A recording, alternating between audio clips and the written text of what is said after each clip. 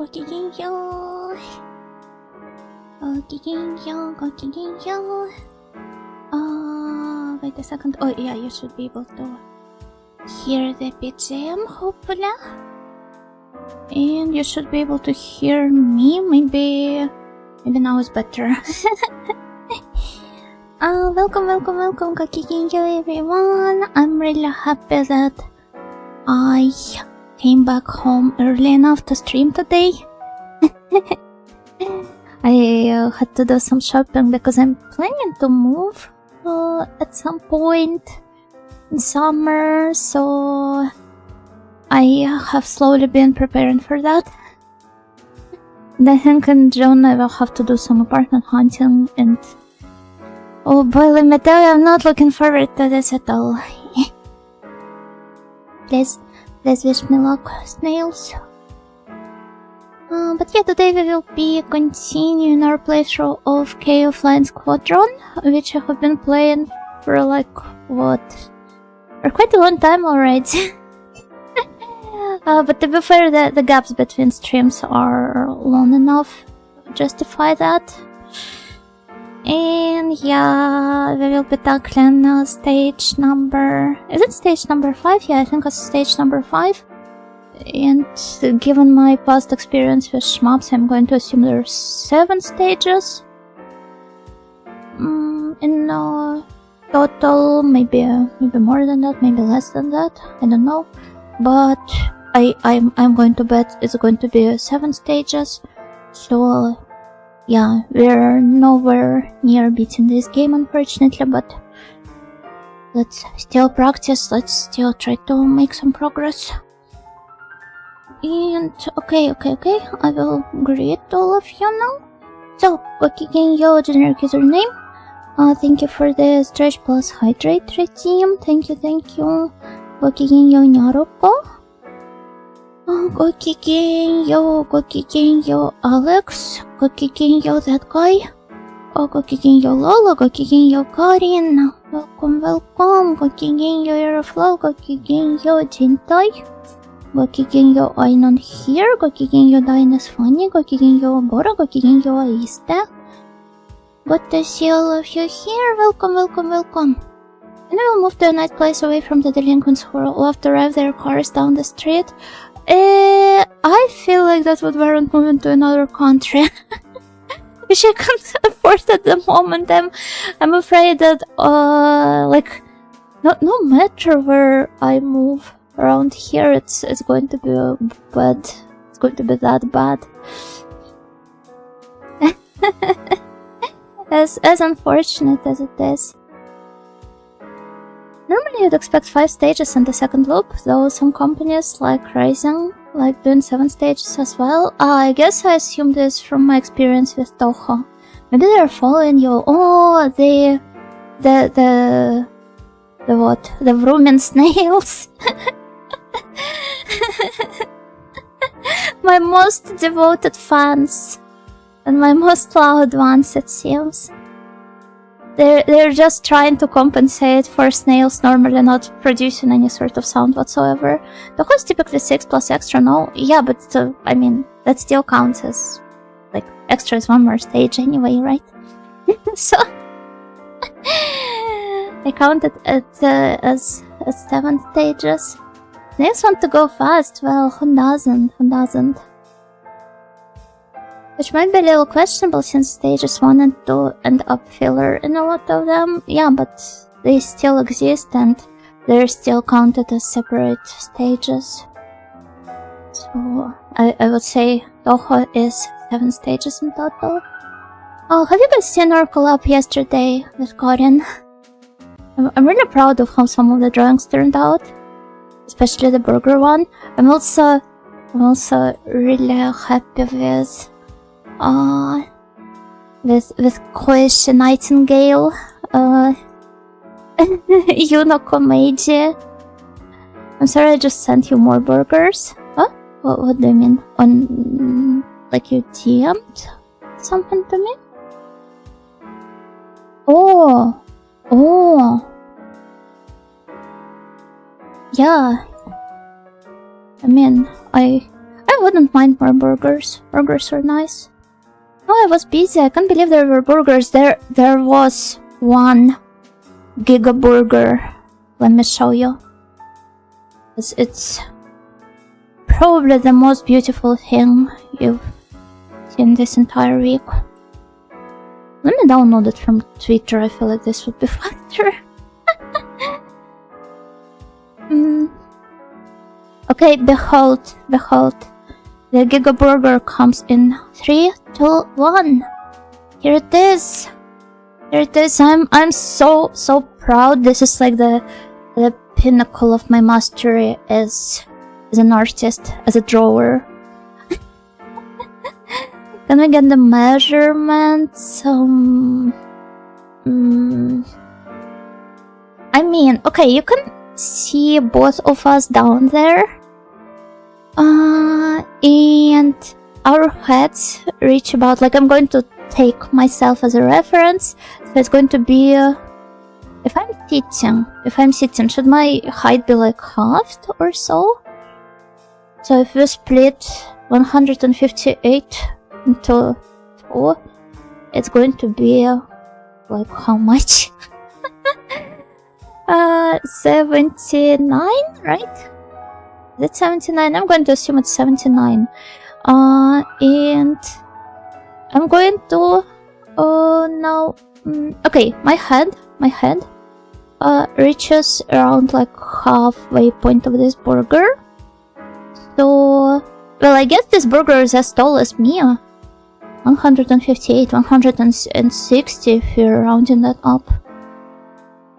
Is that impressive? Would you eat a burger like this? It's like kaiju burger. The plate of an inexhaustible hamburger. Yeah, it's like the bottomless pit.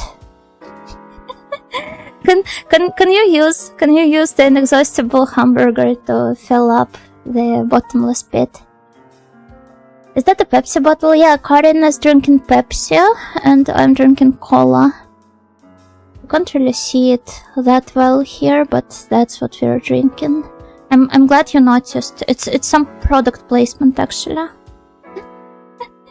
They now owe us some money.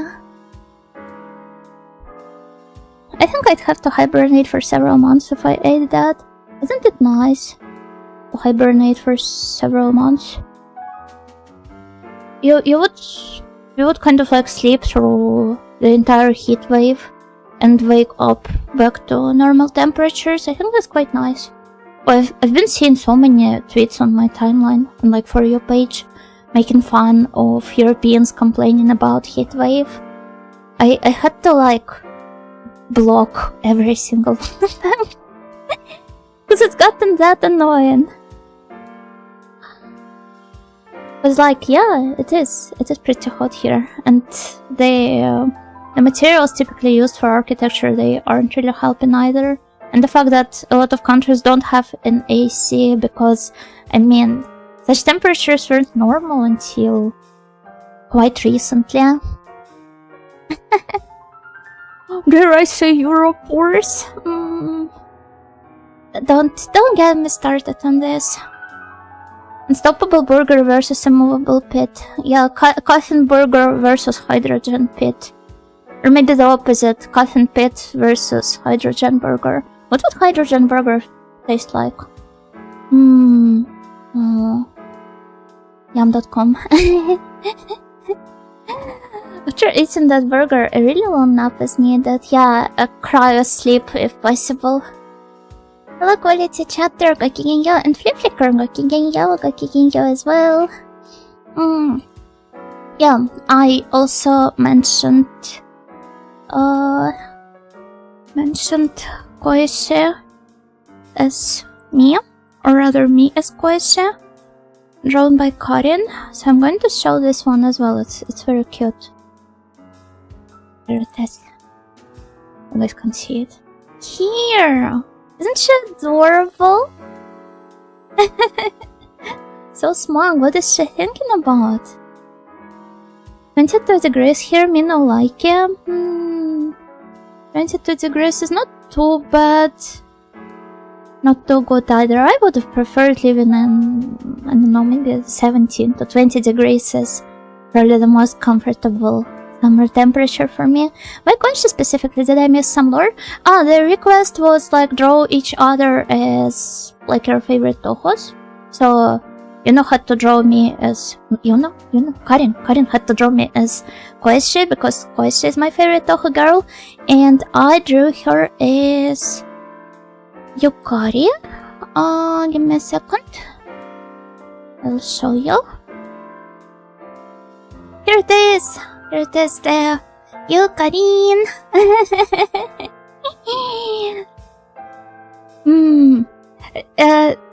Like Mario Paint, it has a lot of very funny patterns, such as this eye one, and it really came in handy when I was drawing her as Yukari. Has begun referring to herself in the third person. Oni-chan, Yuna really wants to play Keio today. Will you cheer on her, please? Pretty please. Love the baby pattern. Yeah, baby pattern is pretty cool. Yeah, we've also utilized this pattern feature in the very first drawing that we did. Give me a second. Okay, here it is. Here it is. So Karin is sleeping under the baby blanket. I don't know. Is this like a baby? Is this just a smiley face? I don't know.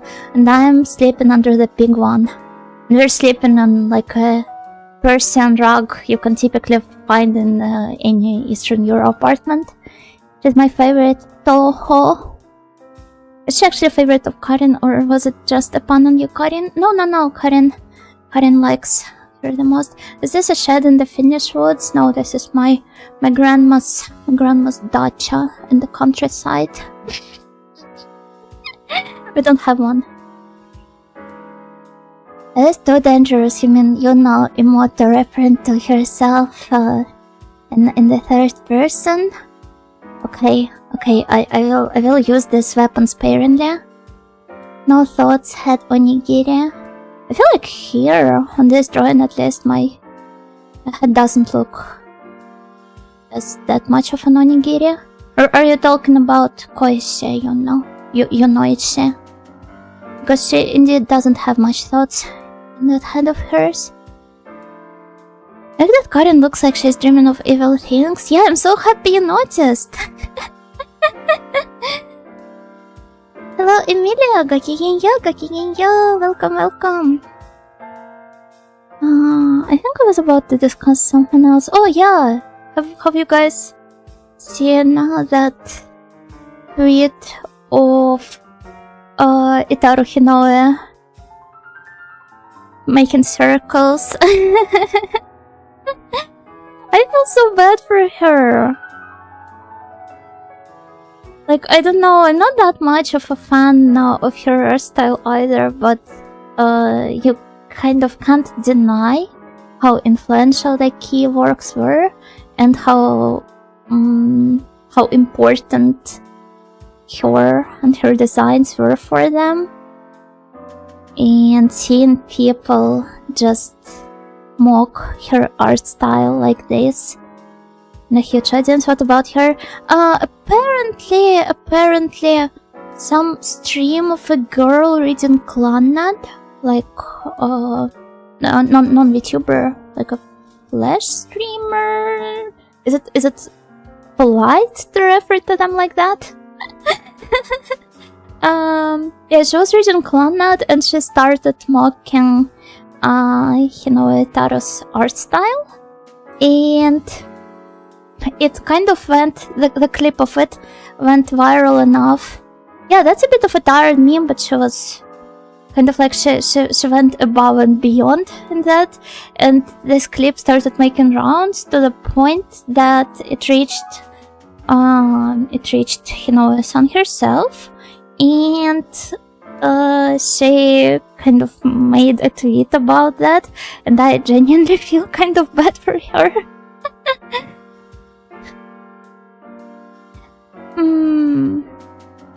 Yeah. I wish she didn't pay that much attention to it, but I guess that's inevitable. Especially, yeah, since that is a bit of a tired meme. But I think this time, because it got like an actual reaction from Keio, it kind of went even more viral. But I think these days their icon designs, they are. Hello Miguel, gokigenyo, mitoid? No, that definitely is not polite. I do not think a proper young lady such as myself should be using such words. Seems to be an issue with some JP creatives where they pay too much attention to Western shitposting. That's true. I mean, the same thing happened to Skaji, right? Which is a bit funny because he's not kind of like the type of person who uses Twitter very seriously and professionally. If anything, is the opposite. Like how he's been retweeting all of those posts of cosplayer girls cutting themselves.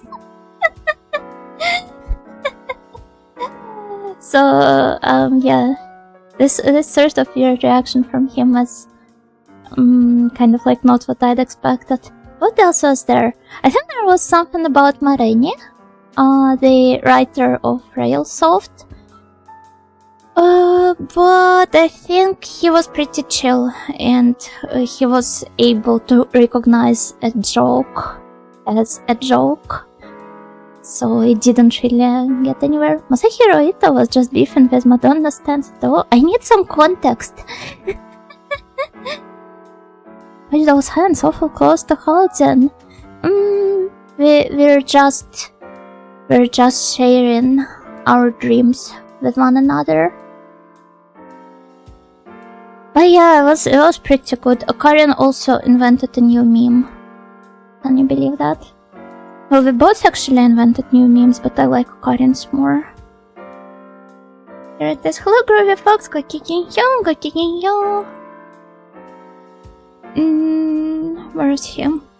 Oh yeah, Perjamin of good luck. Auto-translate has been rough for Japanese Twitter. I would say for all segments of Twitter, no matter the country. But yeah, for Japanese the most probably because seems like they don't quite vibe with the Kaigai Nikki's sort of humor, which has been proven multiple times in the past. Thank you for posting him. You're welcome. Oh yeah, you know, I've been meaning to ask, and you probably already have given how old they are, but have you played the Narcissus? Oh, only like the first one, I think. And this was some damn long time ago. But yes, I have. Were you about to recommend them to me? Before, I really like the art style there. Narcissus, and I do not really like Kirai janai. I don't dislike. Nobody says that in English. Yeah, I'm pretty fond of this type of heroines who have some sort of terminal illness. I feel like they were among the earliest on Steam. Maybe they were, but I didn't play them on Steam. Yeah. I wonder what was the first VN I got on Steam, actually. I think it was Kono o Zora ni Tsubasa o Hirogete. The one with the cute wheelchair girl. But I never actually ended up playing it.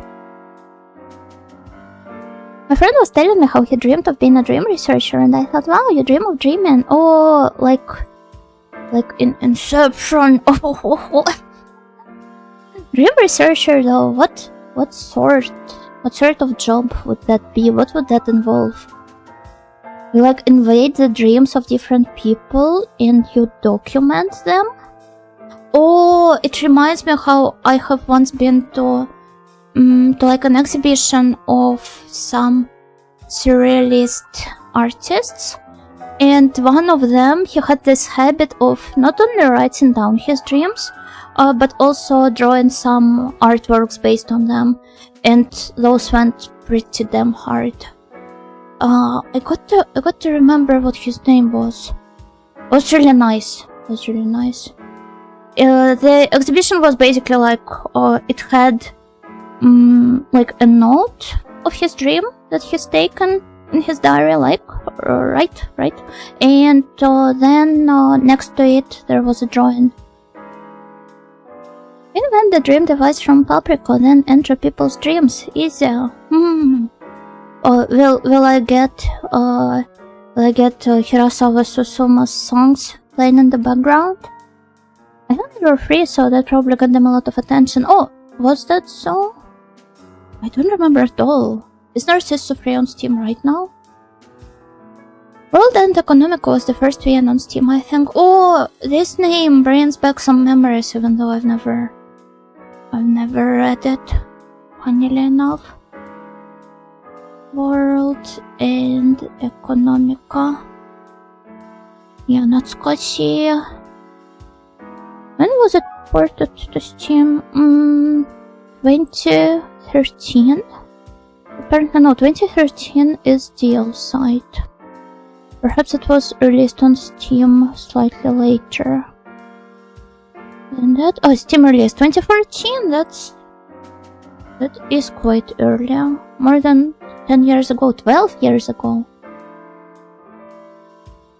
I've had them sitting in my backlog for years, and I finally played through one and the side second. Oh, very touching stories. Yeah, they are. I mean, they didn't get their popularity for nothing. 2013 feels like a few years ago, but it does. I can still recall quite a lot of things from 2013. Honestly, from most years. in the past decade. So, yeah. It's quite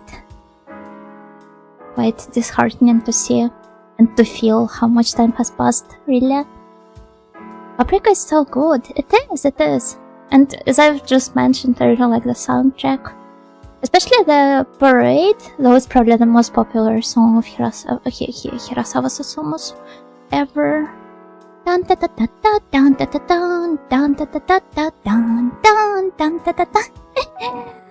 is passing right now, do something about it. Wait, where can I press the stop or at least the pause button? I don't see one. Great musician, he is a great musician. They also like the P model, his band. They have some really neat songs as well. And also, am I mistaken? Maybe not. Oh, yeah. They had a collaboration with Togawa Jun as well. Actually, I think I brought it up last week as well, but Spotify has recently had their 20 years anniversary, and because of that they released like global statistics of all time for all users, and according to mine, apparently I listened to Togawa Jun the most. That's funny, and that's only her, not counting the songs she had with like Yapos, her band, and I'm pretty sure she collaborated with some other collectives as well. So it's just her solo songs. That's another classic name. She's so cool.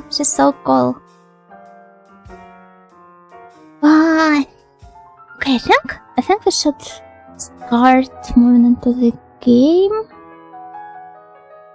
I did play it before. Is it here? Yes. As you can see, I've been playing it before starting the stream. So I wonder if I should continue this playthrough, since I've already gotten to stage 4, or if I should restart from scratch and pretend this run never happened. Just wanted to do some quick warm-up, kind of. But I don't know how we should continue from here.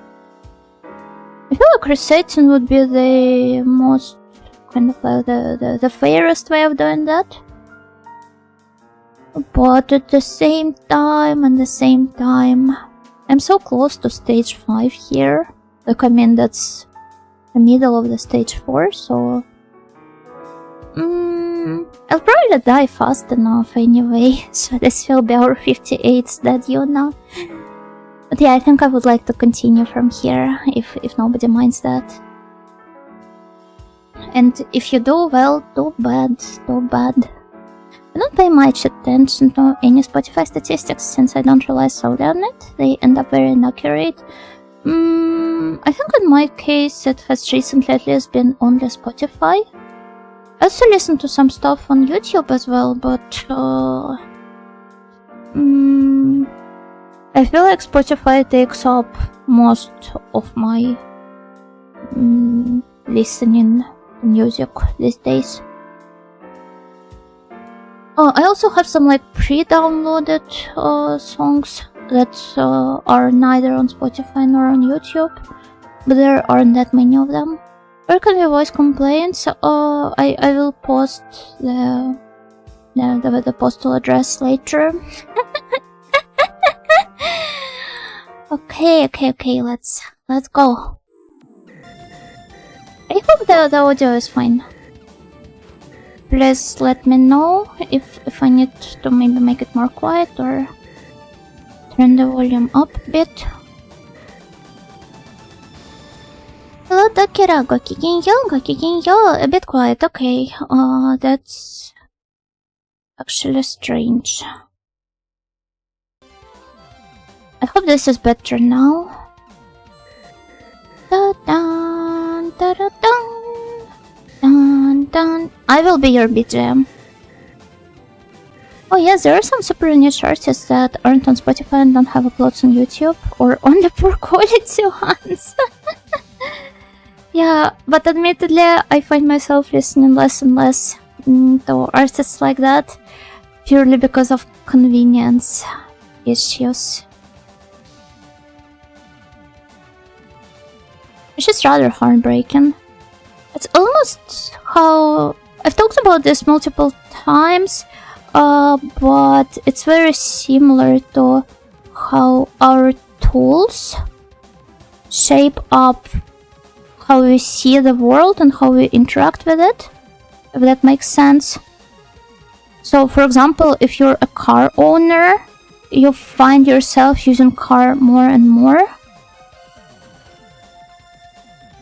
purely because of the convenience reasons. And obviously, you can't really argue with how this limits your worldview, right?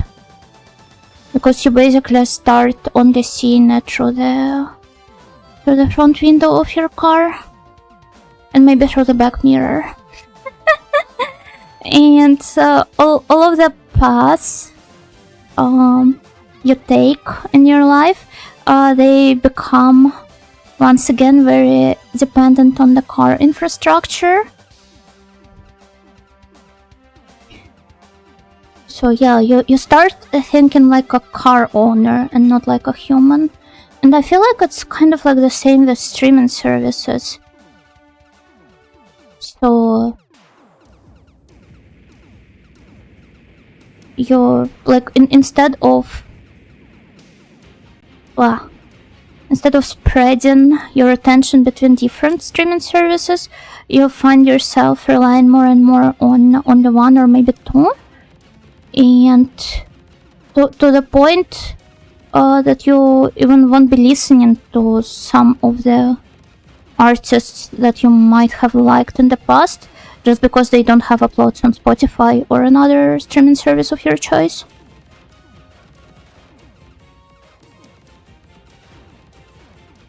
It's true, I'm also listening less to whole albums. To be fair, I was never like the type to listen to the whole albums. Because I think it's kind of... What? Oh, that's bad. Let's pick up one dragon. Oh, why was I stuck there? Okay, so yeah, what was I talking about? The whole albums. Because ever since I was a little kid, growing up on the internet, I found myself downloading songs one by one from some pirated music websites. And it was like song name MP3 download. I was literally doing that for the most part. Instead of I don't think I've ever like bought any albums, like CDs or what else, the tapes, the vinyl.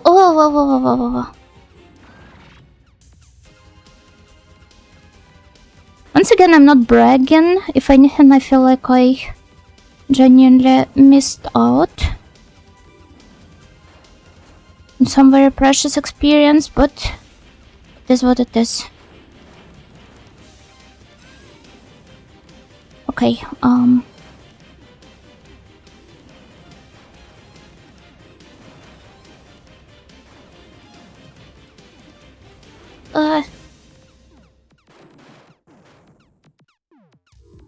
Okay.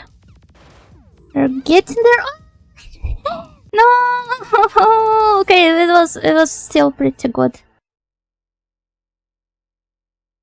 It was still pretty good, I think. Downloading music from Ararat, it was a different service for me, but yeah. I'll point out Chodioshiki Elise as one such band I enjoy. I had to import the CDs. Are they still active? Chodioshiki Elise, I think you may have mentioned them in the past. The name sounds somewhat familiar. I'll write that down. Sorry, give me a second. Because I really like how chuny this sounds. Chodioshiki Keio. Elisa. Okay. I've been meaning for the past year to wean myself off Spotify and YouTube Music, but I'm finding it difficult. I mean, it's really easy to get used to the convenience or the illusion of convenience. If you're a rumor, you see yourself as background noise in audio streams. I wish they saw themselves as that, because then they would be able to realize just how much inconvenience they bring to my life. I'm a car owner and a somewhat frequent driver, but I still walk, cycle, and use public transport a lot, depending on the situation. For I believe in balance, and I think it really gives you perspective. Like when you're just a pedestrian, you have a better idea of what drivers are or aren't looking for. That is true, but I think you're kind of like in a minority here. Something tells me that you might be. Well,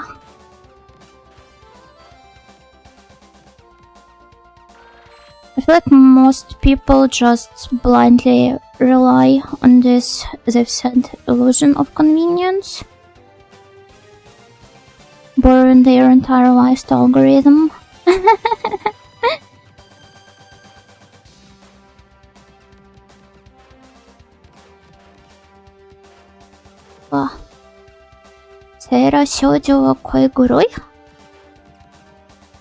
That is once again such a tuny name.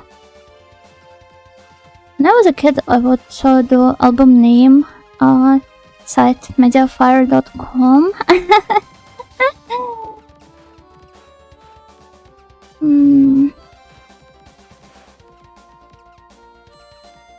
I mean, it's not like it's not like pirating music would only lock you into only ever downloading the MP3s of songs like separately from one another, but it was how it ended up for me.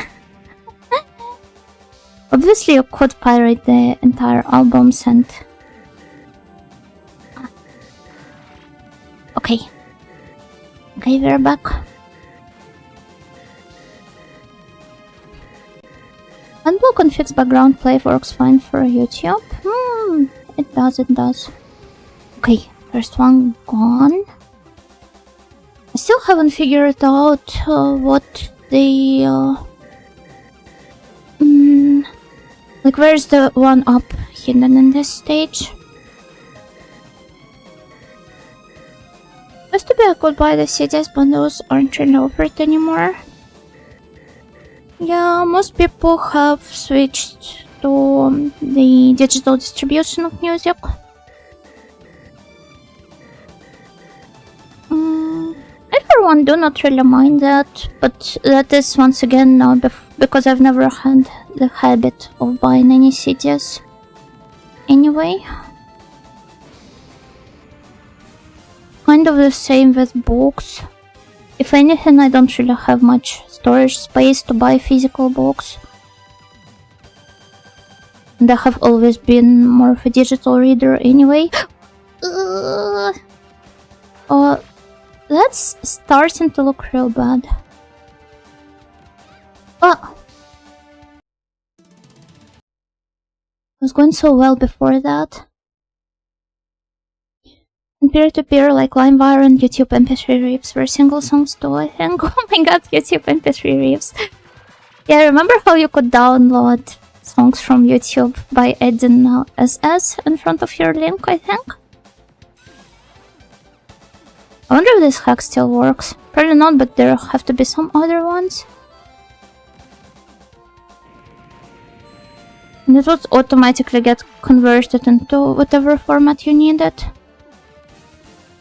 Streaming is convenient, but when you realize its shortcomings when things get removed for the most random reasons. Yeah, that is also true. Or when just one song specifically from an album ends up being banned in your region. Mind you, the rest of the album is totally fine. It's just one song. I was hoping I could avoid it from there.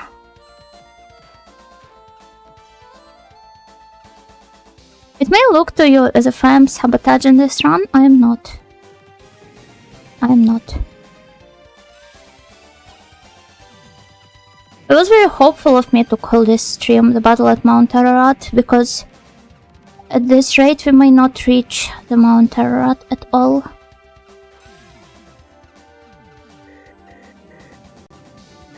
Okay, here comes the first one. Okay, we've gotten an upgraded shot, at least. There's a lot of sites that try to mimic that. they won't ever be as iconic as this YouTube was. My biggest gripe with streaming is how Crunchyroll contributed to the death of fan-subbing culture. To be fair, a lot of former fan-subbers just moved to Crunchyroll. But yeah, you will never have the former diversity of all of these multiple releases of different fan-sub groups. I watched a character in anime last night exclaim "Holy cow" for Sugoi. Why not? I mean, this works in context.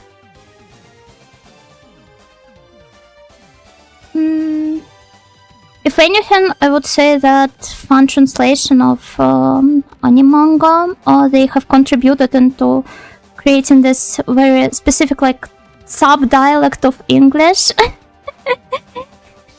which offers very literal translations of works that that sound very stiff to whoever is not familiar with how those translations usually are.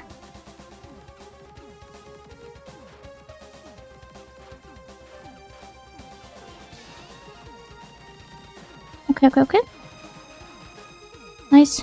I think I've managed to learn how to avoid these guys.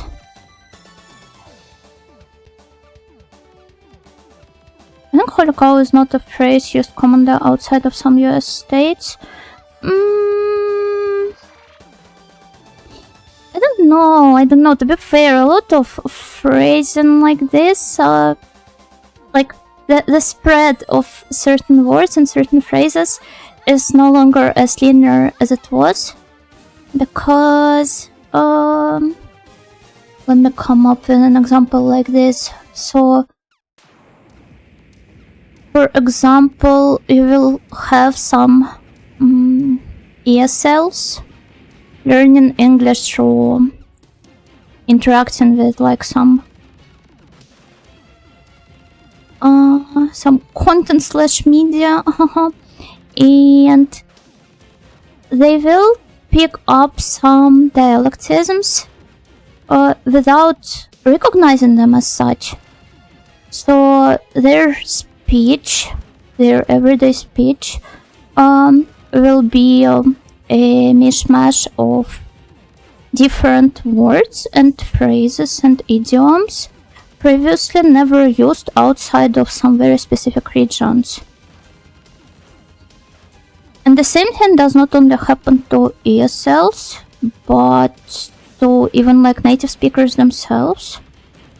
For example, okay, it's not an example with English, but you can sometimes see words from like certain Japanese dialects find their way into the vocabulary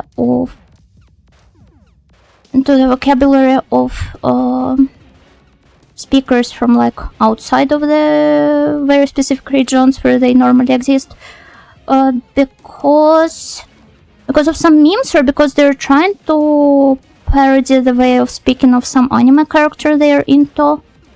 Like how, for example, the Golden Kamuy Fujoshi found themselves inserting some words from Kagoshima dialect into their speech because one of the characters there, he switches to a past version of Kagoshima dialect, the Satsuma dialect. If anything, I feel like such processes are a rather fascinating thing to look into.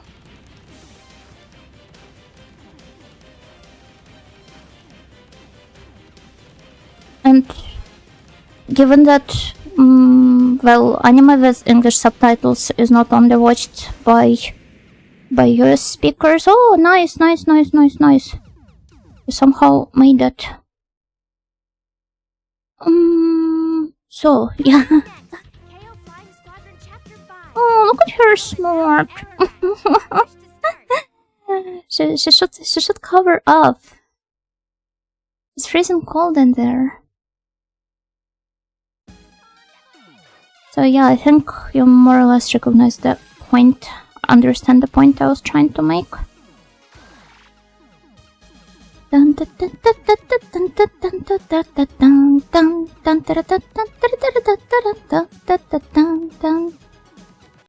Actually, let's do what I've been recommended to do before that.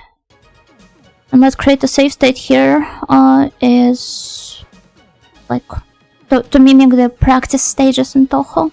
I'm pretty sure that you can practice some stages in this game using some, maybe like, cheats. But I don't know how to activate them.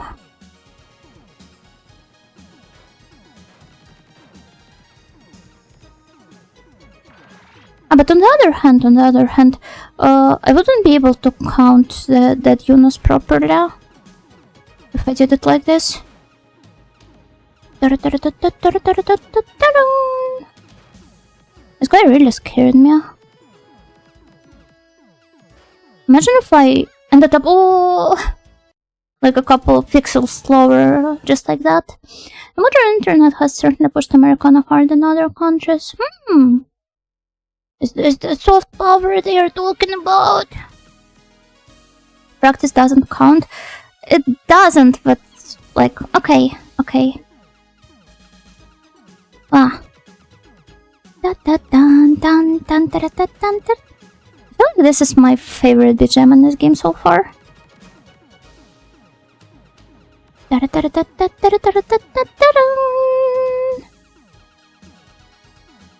do do all these mountains come from? I mean, Ararat is just 2 mountains.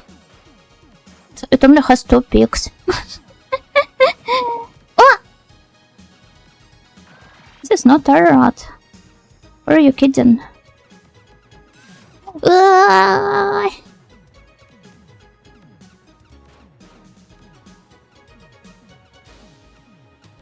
Also, the geography of Keio is...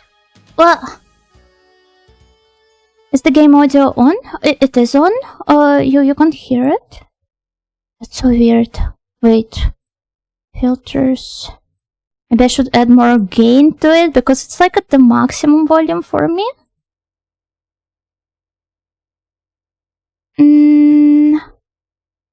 Still very low. Yeah, that's really strange. Is it any better now? Yeah, that's very hard indeed, but well, that's better. Okay, nice. That's so strange though. Well, that's a game over. That's 58 dead units, but let's update the counter. 58. Oh, so I guess we can practice then, if this is the case. Let me add some note here or something. What was that? What was that?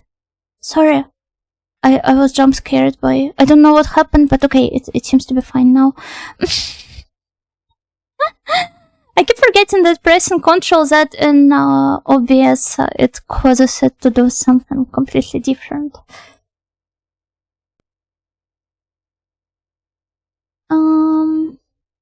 Reality broke for a second. Yeah, I really caused it all to collapse for a moment. So text. Wait, no, what's that? That's linked to YouTube chat. Been streaming for almost 3 years, by the way. Practicing now, so dead units not counted. Okay, let's add some outline to it.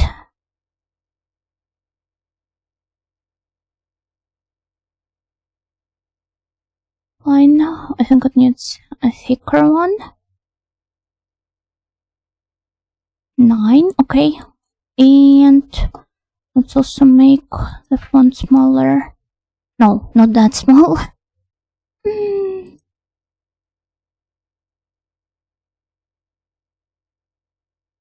48. Yeah, the dead unit counter is on pause for now.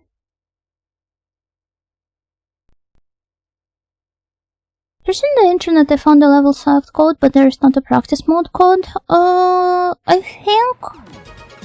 think we could theoretically use the level select code for this.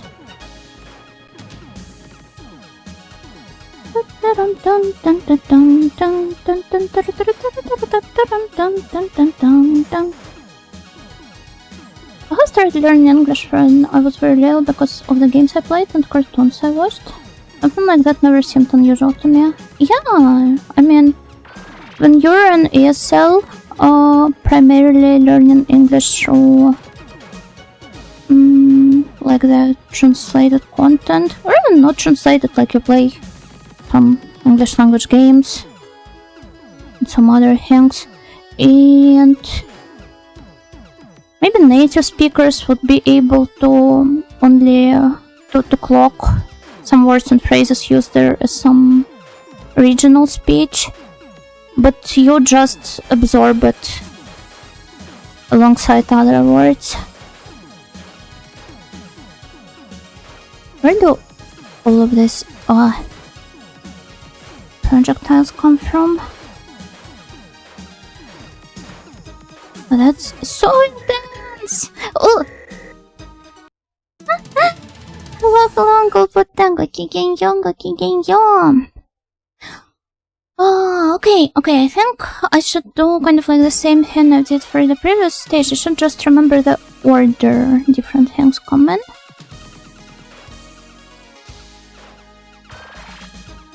Oh.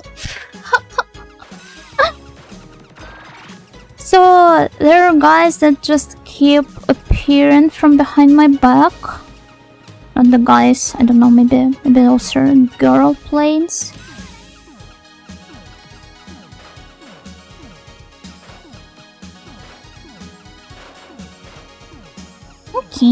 Okay. It is also incredibly fun to intentionally, pick up words from original dialogue to confuse native speakers with. True, at some point you just... your like language conscience develops to the point where this was a throwaway run. Let's practice some more from here.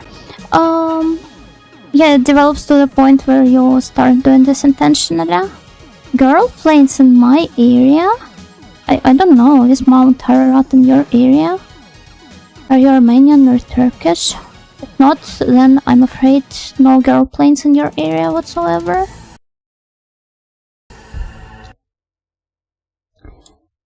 So first it starts with those turrets down there. None in my area, damn. Incredibly disappointing, I understand. But I'm sure you will be able to survive this somehow. The drones, no! I don't think they're cute girls, and even if they were, I don't think it's nice when they do that. Damn, stop.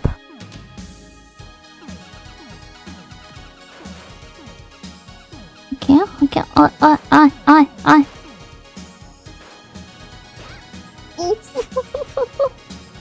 The funny thing is, I think I'm at the point where I feel much more comfortable using English. For me it depends. I feel like the more fluent I become in any of the languages that I know, the worse I am in any of them.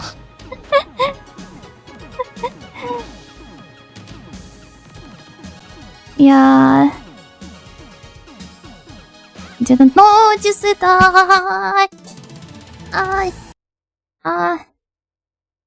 This boy and girl from the one fuel. Yeah, boy and Chan.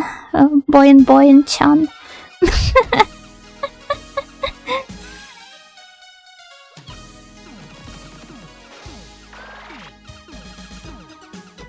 Okay. So, boy and girls in my airspace.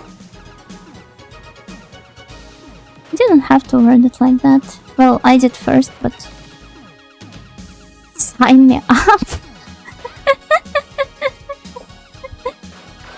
I mean, you can sign up for your country's aircraft force, I guess, or whatever it is called. To the flying squadron. Why? No, that's pretty damn bad. If you're not properly leveled up by the point you reach this stage, it's so bad. Then again, I guess that's just how most of the old shmups are. Either you have collected enough power-ups or you just die, I guess.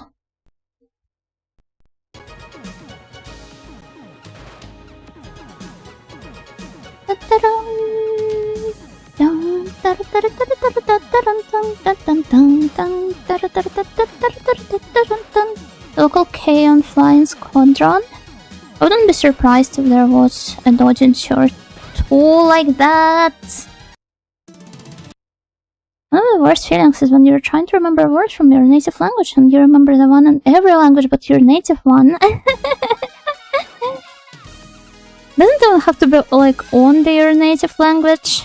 I think it it works. What? The other way around as well. I really admire your patience with games. No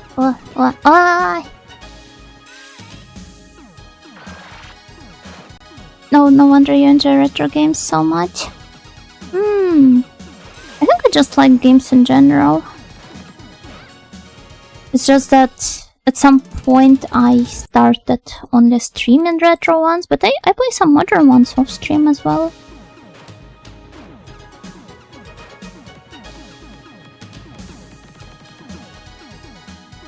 Yeah, I guess I do feel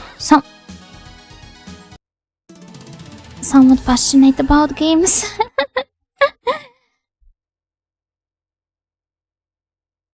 And I suppose I also am very patient. In a way, it helps me make up for my lack of skill otherwise.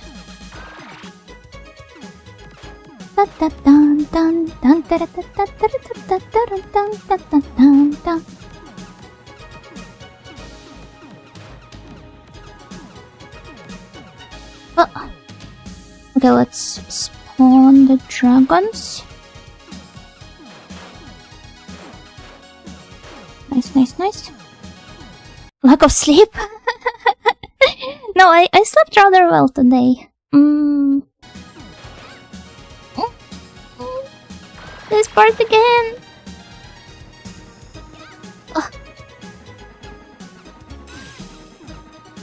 Playing modern AAA off stream is how I save face. No, I don't really play AAA. I was rather talking more about modern indie games. Also, hello, Yukon? Am I supposed to read it like a Japanese word or? But yeah, hello, Gokigenyo. Okay, so I have to be wary of these cars. I don't know what should I call them.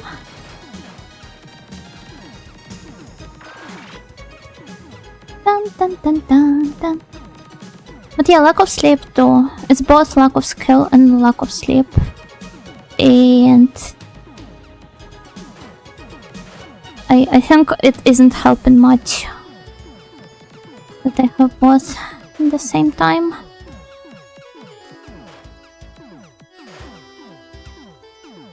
One could be caused by the others. Yeah, that's true.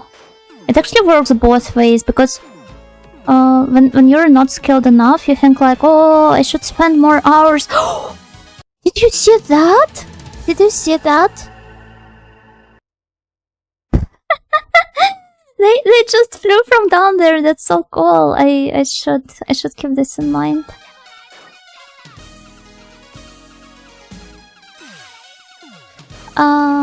Yeah, so what were we talking about? Yeah, lack of skill. So you can sometimes find yourself thinking like, oh, I should practice more.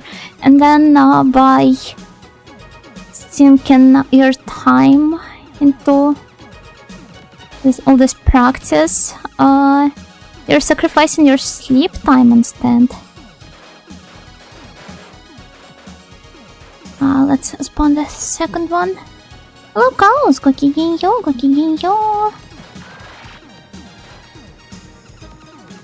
You know what? Maybe a focused one-way shot. It's not that bad here. Let me see. Ooh. So I guess this is the trickiest part about this stage. How the enemies could appear from right behind or below you. Hello, bear. Gokigenyo.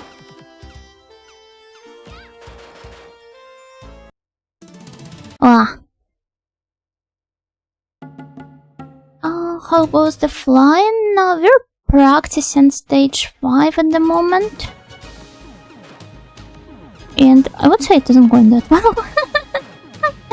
But I'm slowly learning.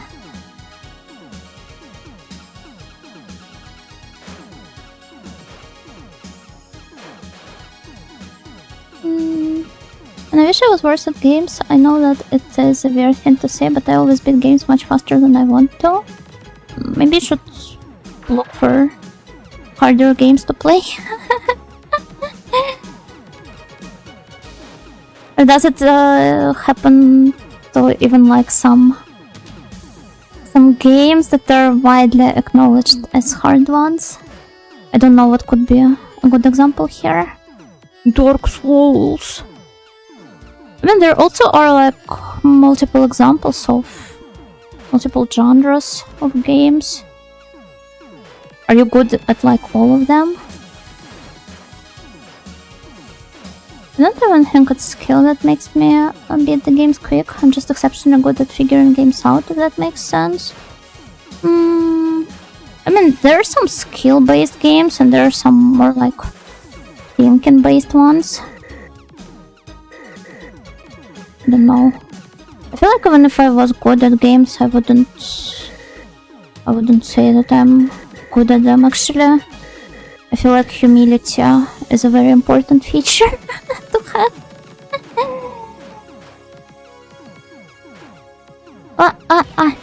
Okay. Learning to bomb at the right times is also very important. I've been games slower than the average because I waste time looking for non-existent secrets and lining up pretty screenshots. That is very important, and I find such an approach closer to how I normally play games, I guess.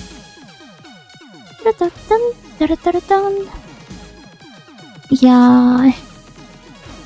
It's not even learning how to use your bombs, but just remembering they exist to begin with. Okay, this was a good practice run, I would say. Let's continue. Yeah, using them at all.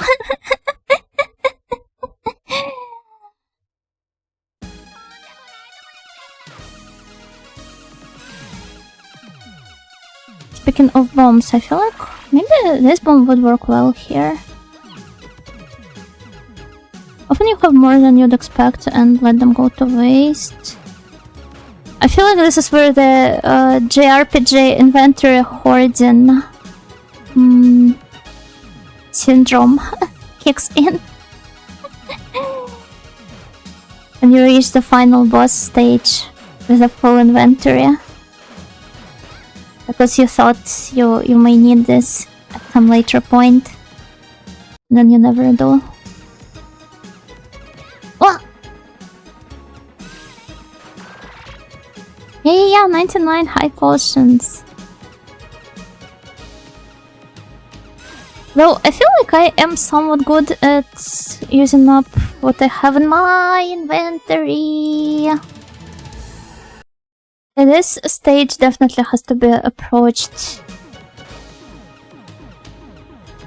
in a more or less powered up state.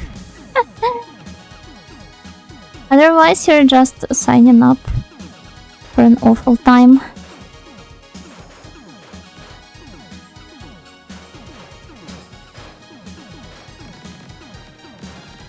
Okay, I more or less seem to have figured out how these sliding guys work. The ones that drive like right under me and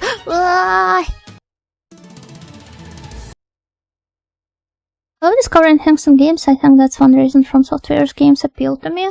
I admittedly haven't played a lot of FromSoft stuff, especially like the Soulsborne games, but what I really like in them is the level design.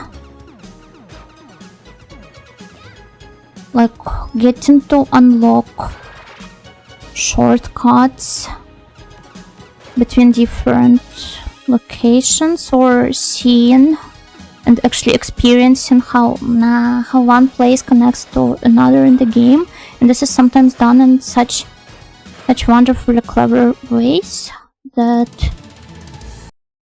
this was not the best one. But you can't help but like gasp in awe. Oh, it goes all the way back to Kingsfield? Oh, that's really cool. I mean, it is pretty high priority on my my wishlist, backlog, whatever you call it, but perhaps it needs to be even higher, if that is the case. I actually thought for some reason the dungeons in Kingsfield were more or less linear. But also, I suppose I just had this thought cross my mind, but maybe this is exactly why I enjoy the dungeon crawlers that much. Because you kind of like, when mapping out the level, when mapping out the floor, you also get to see all of these connections between different places that you could previously only access through some hard effort. They loop. Oh, wait. Oh no, it reset. Why? Let's just load it. I can always figure out something regardless of genre, like I'm the best at anything revolving around strategy, but I can somehow find a way to use that skill even in an action game like a platformer. I wish I could do this. But I can't. I can't brag about it either. They loop? Oh, I see, I see.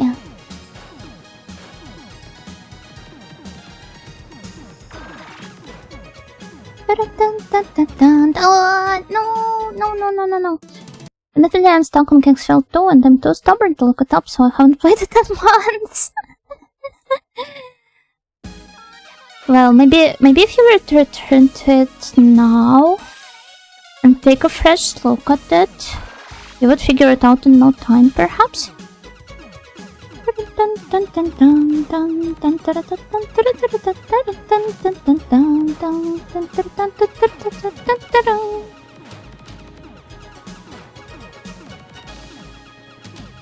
Maybe a good idea, actually. Yeah, I mean, I've had this happen to me multiple times. Sometimes even just sleeping is enough to activate this effect.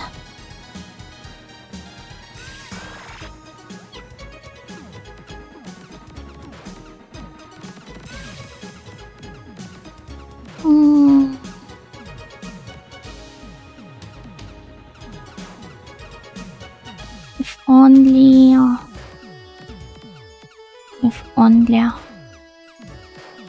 I could remember the order in which they come, in which they appear, come out. Ah, died. Sorry for bringing it up again, but have you thought of returning to Megaton soon? Or honestly any other classic like Wizardry or Might and Magic? I will later this year. Just need to do some really nice stuff before I get to do this. Out date? Out one? Well, first of all, I would like to figure out how to better incorporate the maps into my overlay. Because I'm not quite satisfied with how I have this organized right now. Is there an issue with an old method? Not really, but I didn't really like how it looks like. It's more of a cosmetic issue.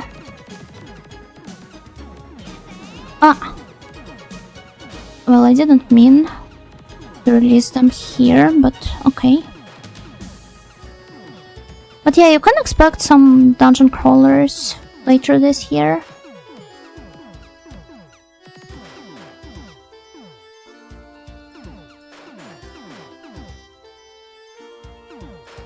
Snails can hold them up. Oh, that's cute, yeah.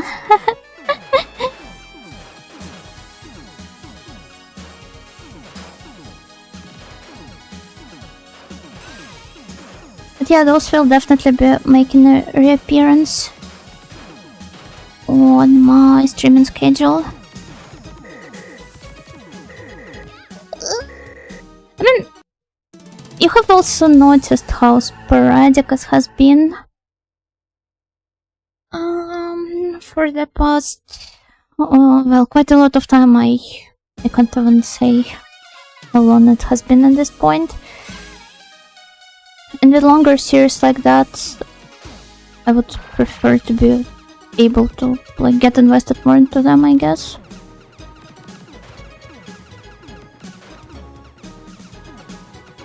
I hope that maybe once I'm done with my move. Oh, hi, Roller. Go.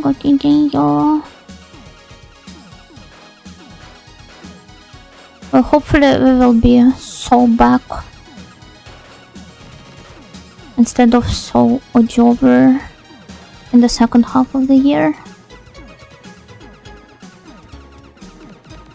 I'm not making any promises just yet, but I guess there is something for you to look forward to.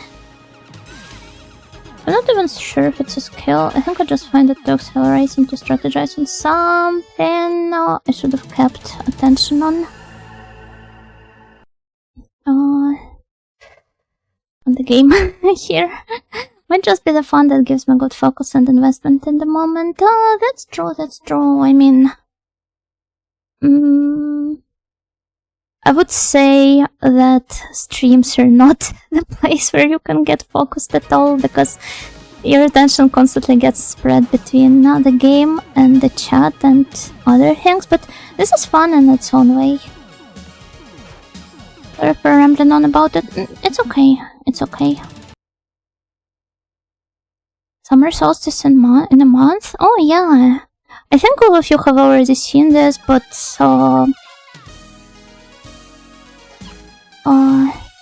there's a really cute Sayonara Zetsubo Sensei fan art that keeps reappearing on my For You page with the girls dancing around the maypole.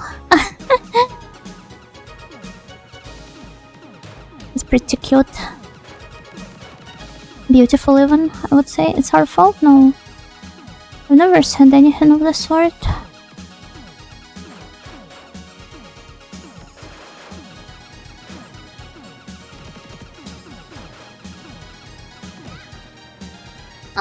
How did that happen?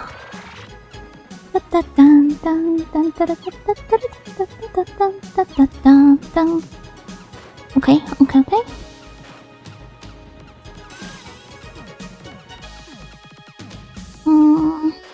Well, I recall stage 4 practice being more or less the same, so...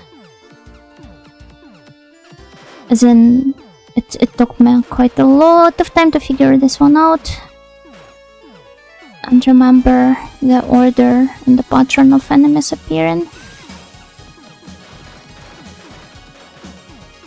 So hopefully with some more practice I'll be able to beat this stage too.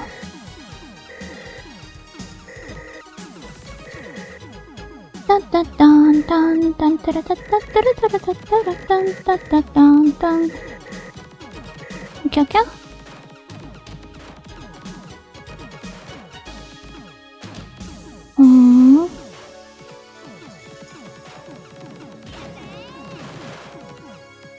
Okay, I think this is a good place for using the bomb. And I think this is like the mid-boss. At least seemed to be one.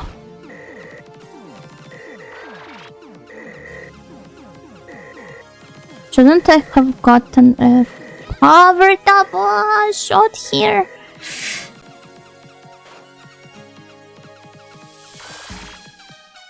Okay,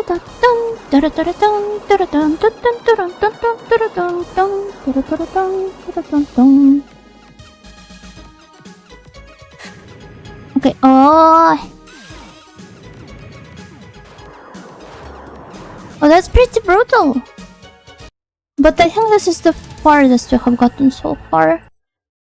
At least during practice. I want to at least reach the boss stage before returning to, like, normal gameplay. You also find time to enjoy stream games off stream, or are you super duper busy? It depends. Sometimes I do, sometimes I don't. Recently, I haven't had enough time to do this. It's the type of game that after you beat a stage once, you can almost always beat it afterwards.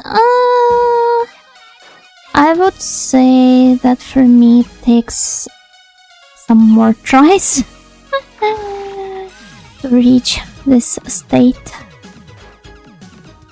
of like being able to beat the stage. Oh, that was some pretty nice grazing.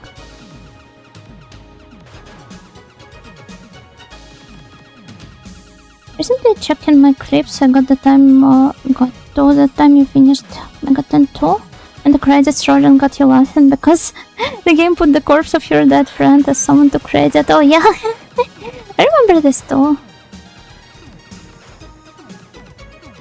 Thank you everyone who takes their time to make clips of my streams, because I also rewatch them sometimes. And yeah, it always brings a smile to my face. Well, I guess that's not normal then. Well, yeah, I'm sorry. Maybe it's just that I am abnormally unskilled. I need to seek out that sayonara that's supposed in safe on Earth.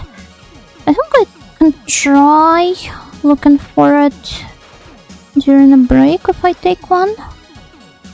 I'm not in the mood for taking a break yet, so this will have to wait. Maybe it was re-uploaded to Dumboro. I mean, I think it has gathered quite a lot of feedback. So perhaps it will be easier than you thought. No worries, I'm already looking. Good luck, good luck. I'm sure you will find it in no time. If anything, I'm surprised you haven't seen it. It's definitely easier if you have all of the power-ups. Ah.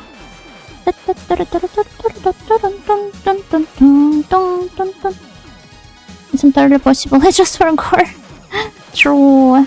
It just popped up on my timeline several times for some reason, so even if I wanted to forget it, I wouldn't have been able to.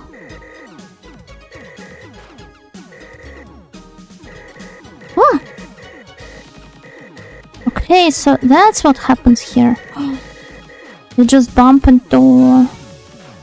don't know what to call it. Into the fence? I guess it was a fence. And then they start driving the opposite way. I guess this is your favorite shmup? No, not really. It's a shmup I'm struggling to complete a bit. I'm stuck beating it, trying to beat it, but okay, this was a good one. It's pretty nice, but I wouldn't go as far as to calling it my favorite, only because I don't have that much experience with shmups to begin with. Can you even talk about favorites if you have less than, how many? Like 10 games completed in a genre?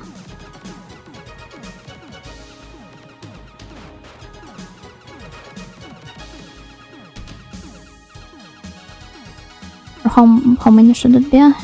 10, 15, 20? Ah! Sounds like a solid number. Yeah. But I don't know. 5 was a little low. No, definitely not 5. Hello, grandfather Nurgle. Gokigenyo, gokigenyo.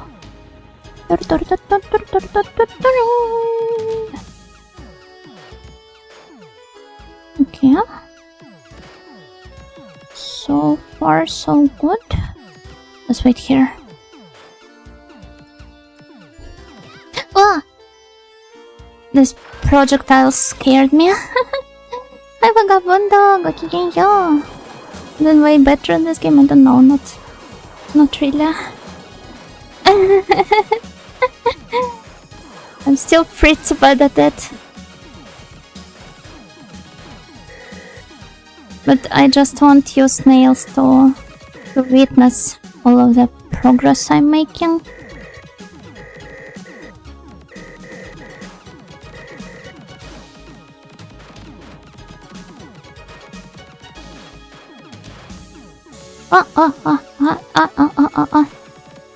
This was also some nice grazing. Come back, let's go Keio.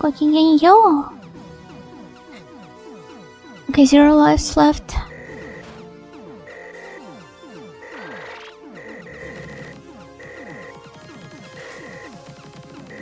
Zonky 0.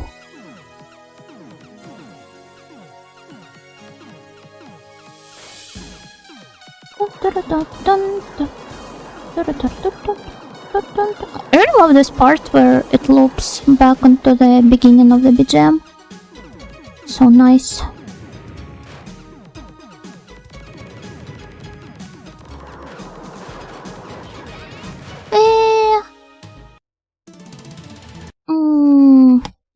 Top 10 JRPGs you should play right now, and every YouTube video is recommended Final Fantasy 6 or 7. I think 7. Yeah, Final Fantasy 7 or Persona 5. Yeah, or what else was there? Expedition 33. I guess it differs what makes it a favorite for someone. My choice is based on how often do I want to replay the game. I'm not that much of a replayer or rewatcher or a rereader. So, yeah, it's definitely not the sort of metric I would go for. Also, I want to take a break. So please wait for me, everyone. And yeah, enjoy the boat.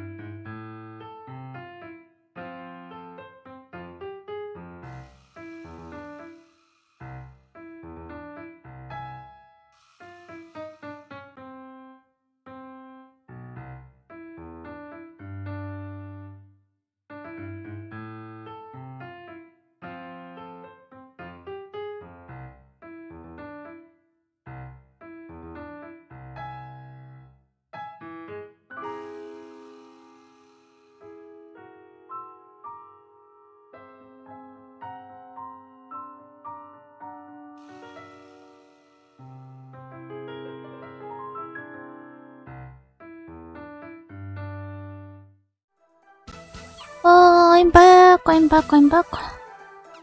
It's the demo, it's not me playing the game. And yeah, nice bot. It was a very nice bot indeed. I also wonder now. This thing breathing out fire at us, it kind of looked like a boss.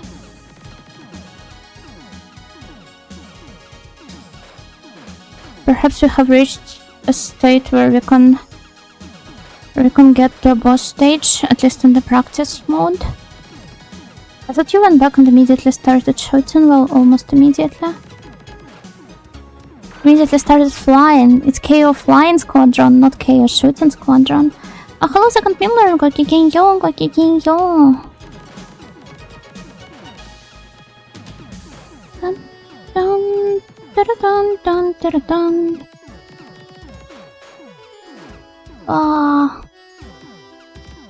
Open the window and the fresh air was so nice. I mean, I spent plenty of time outside today.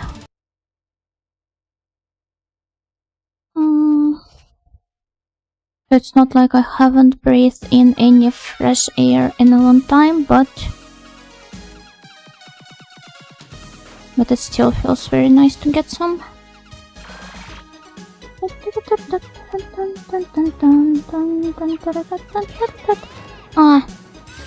I was hoping to gather up my little dragons. Oh, that's bad. That's pretty damn bad. What? But those are games for me with higher playability. Sometimes I don't even really have a true end. Such as... And I guess there are some games that you could replay for like quite a lot of time. And come in with some shmups you could practice for one coin clear. Or I don't know what are some other examples. Like some arcade games. Or there's also like games that offer you a lot of like branching options in the plot. Like Riviera is possibly one of them, but then again, I think I would like to... Okay. To replay it at a later point. Not immediately after completing it.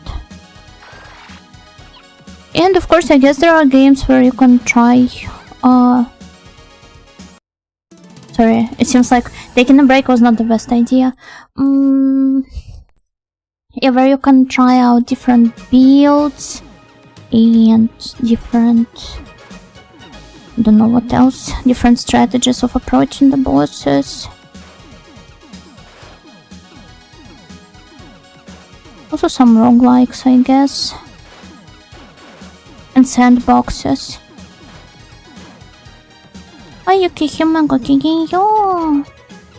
Oh yeah, a lot of community content. I guess I just don't really play a lot of games like that. Well, there's also like games like Heroes that offer you a lot of different scenarios and campaigns.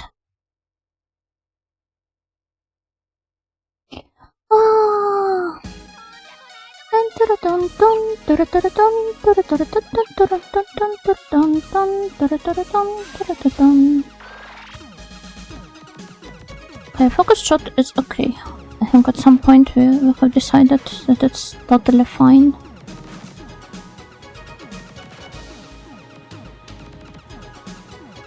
Why is it not shooting at me? Okay. Sorry. It was not a request for you to shoot at me.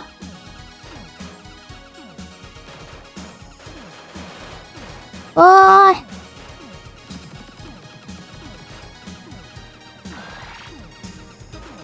I think it is maxed out now.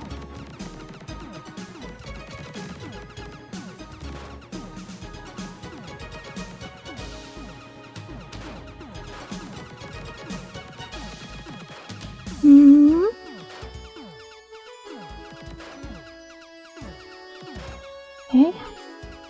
Let's go here. Okay, Keio, Chauvin.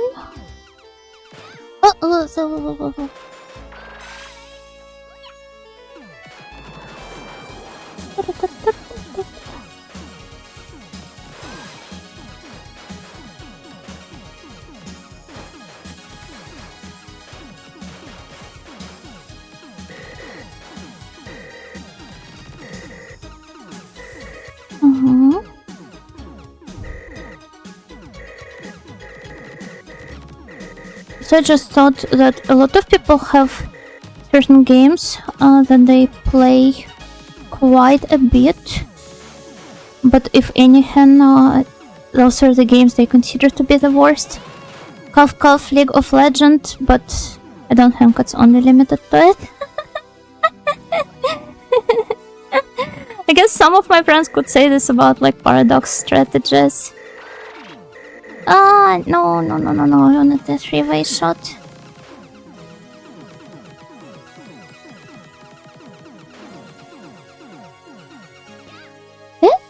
Wait, what got me? What got me down there? Oh. Okay.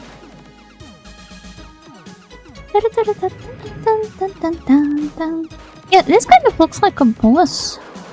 Almost. Or maybe it will reach like the boss part of the stage.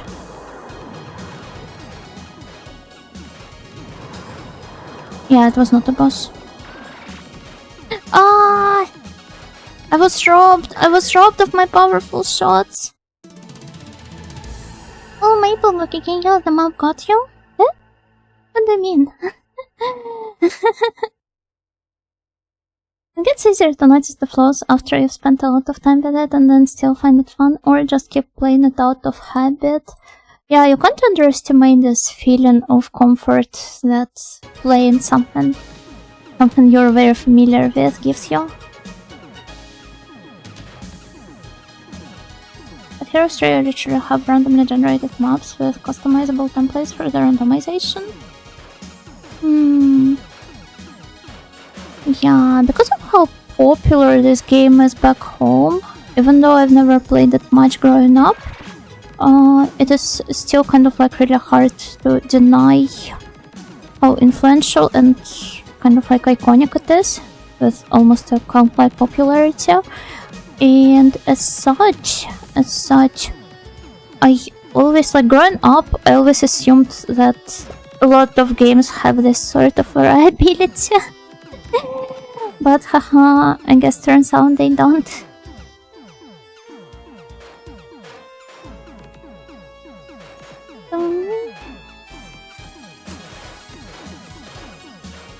Oh, okay.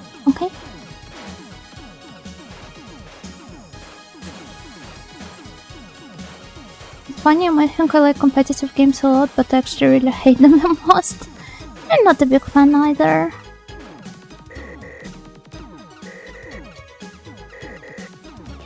Well, I don't have it in me to be competitive in the first place. Welcome back, congrats on a full week streak.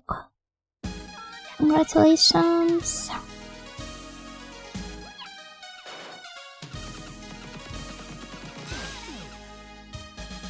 Into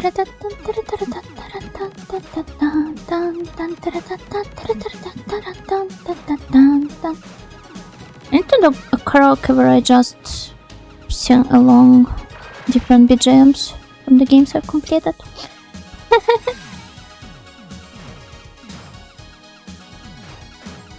I like the pressure, yeah, me neither. I also end up comparing myself a lot to other people, so when playing games I would rather... Yeah, I would rather not play it with or against, it doesn't matter, somebody at all.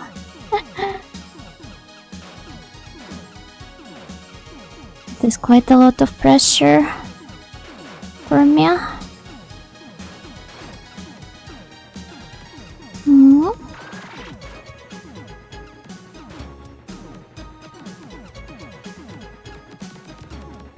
Well, at least with those helicopters.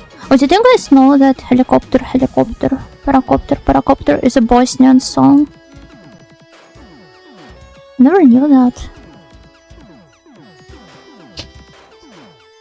Some snails should be like, oh, what is Bosnia?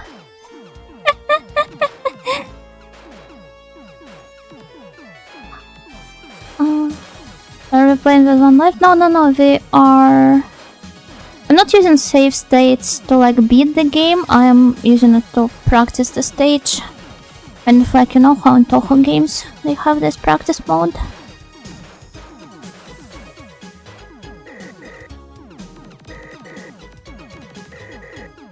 I still want to beat the game on like one save. It won't be a 1cc. Definitely not that. Oh, one coin clear. But one save clear, at least. Something non-serious with friends is fun though. Yeah, or when you all are around the same skill level. So that you, once again, do not have to deal with the pressure of comparison. Even if nobody is actually comparing you.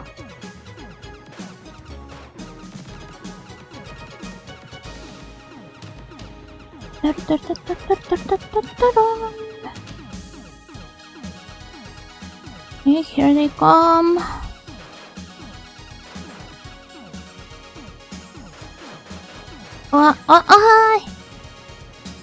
Like speedrunners? Oh yeah, I guess speedrunners also do that. I mean, I was never a part of the speedrunning community. I think it's pretty cool, like whatever the speedrunners are doing, but I don't have it in me to be on.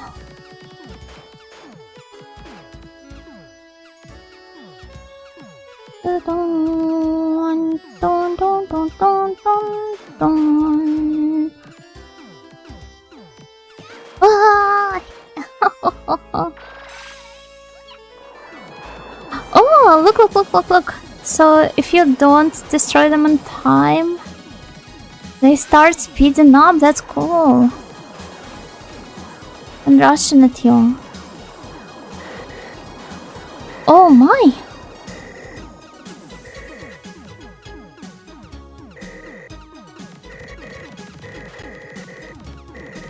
Nice. Here. Let's stall for a moment. Perhaps we can do it even without the bombs. Or we could use it on here. Okay, that's even better actually. It's not for me, I speedrun Katana 0. Good results, but I'm not gonna repeat it with any other game. Oh yeah, I remember you brought up your past speedrun of Katana 0 at some point.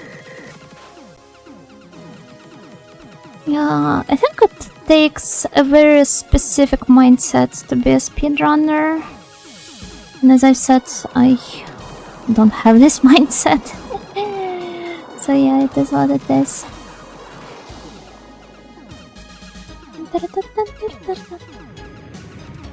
You could assume that I actually do, given my patience with games, but you see, it only lasts until I can beat it. I don't think I would have the same sort of patience to practice some like very short segments over and over, trying to trigger glitches, or I don't know what you need for the speedruns. Oh, thank you for the Stretch Plus Hydrate, Alex.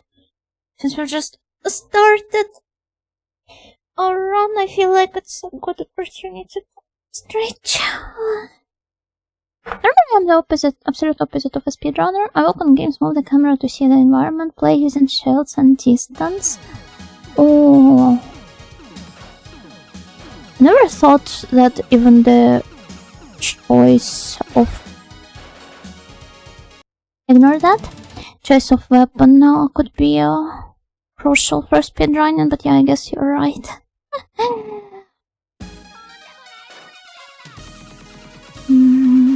Funny enough, I don't think I have any preferences when it comes to like weapons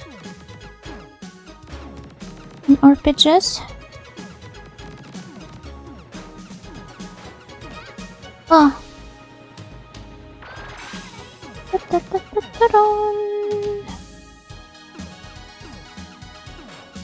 But yeah, I think all of us are the opposites of speedrunners, otherwise we wouldn't have been the snails. You wouldn't have been the snails. I am not one. And you know, Nightingale, a normal human.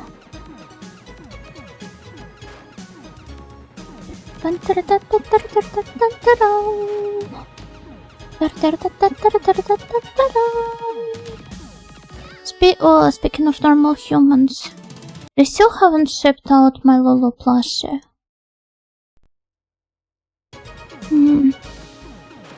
got to check what is up with it.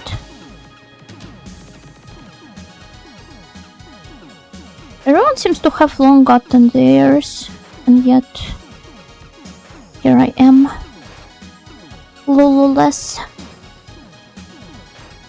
A pitiful Lululess existence.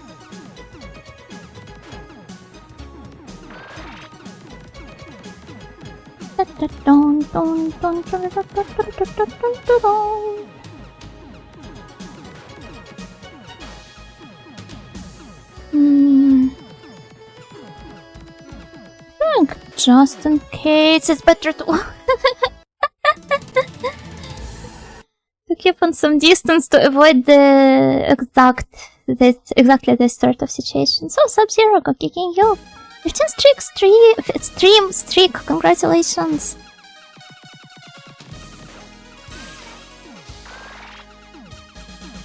Yeah, they attack from behind. I still don't understand. I don't think they're like... They have the homing properties. I feel like every single time they appear from the same places.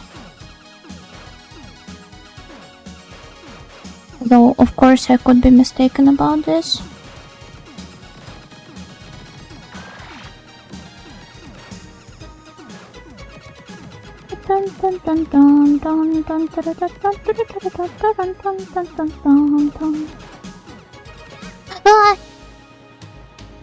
Okay, here I absolutely could have avoided that, but didn't.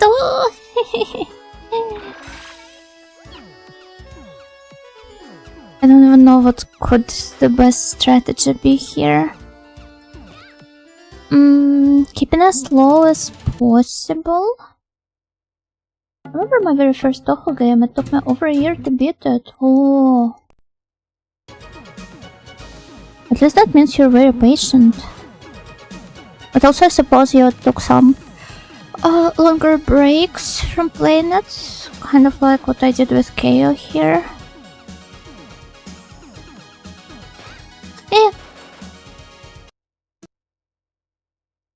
No, that's not good. I think I'm starting to lose my focus. It's not that I had much to begin with.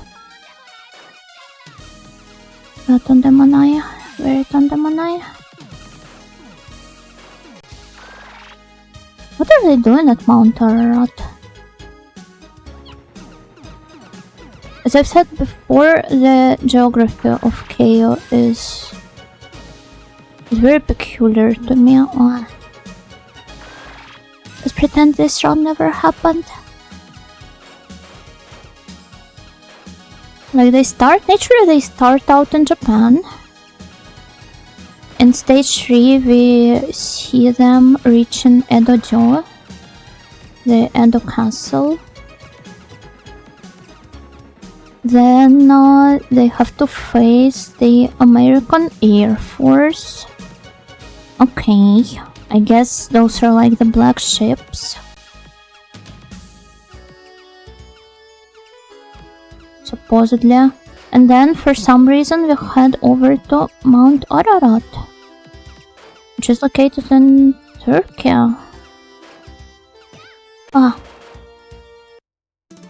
As you do. As I do. As I do what? Was subterranean animism allegedly the hardest in the series? Yeah, at least it was back in the day. I don't know if it's still considered to be the hardest one. But it has to at least be among the hardest ones.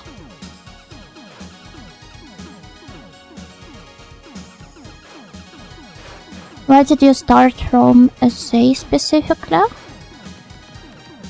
I like the girls in the setting there the most. Mount Ararat.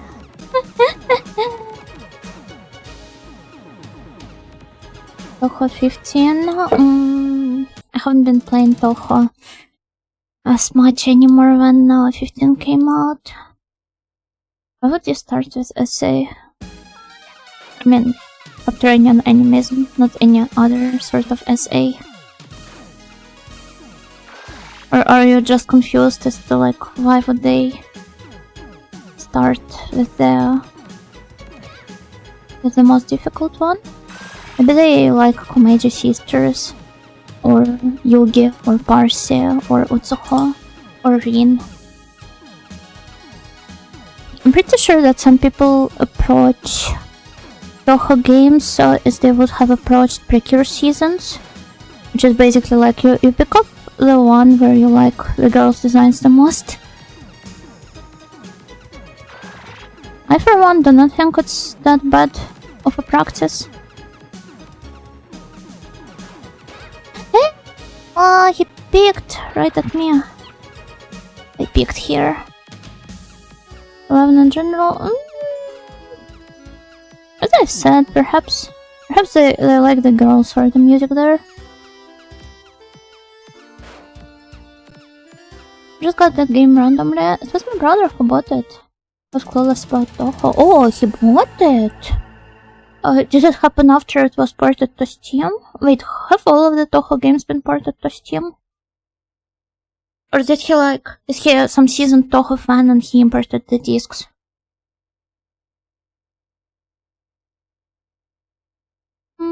Okay, let's restart. Not all, but a lot of them have been, well, at least the Windows Tohos. Toho 8, best girls, best game. Oh, who's your favorite one?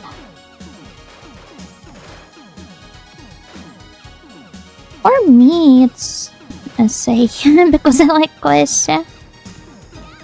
Huh? Wait, what got me? I didn't even notice. Wait, what got me? I think it was another back attack. In 8, I think that would probably be Kaguya.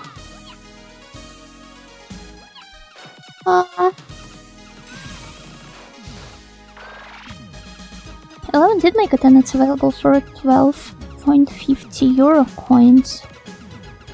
I see.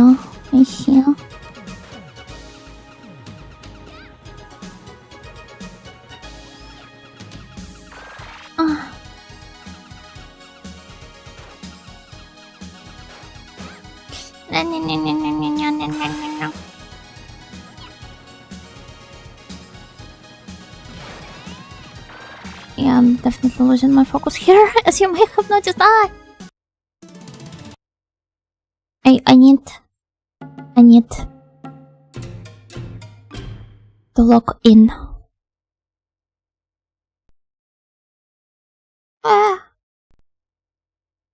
Says Yona and then yawns immediately.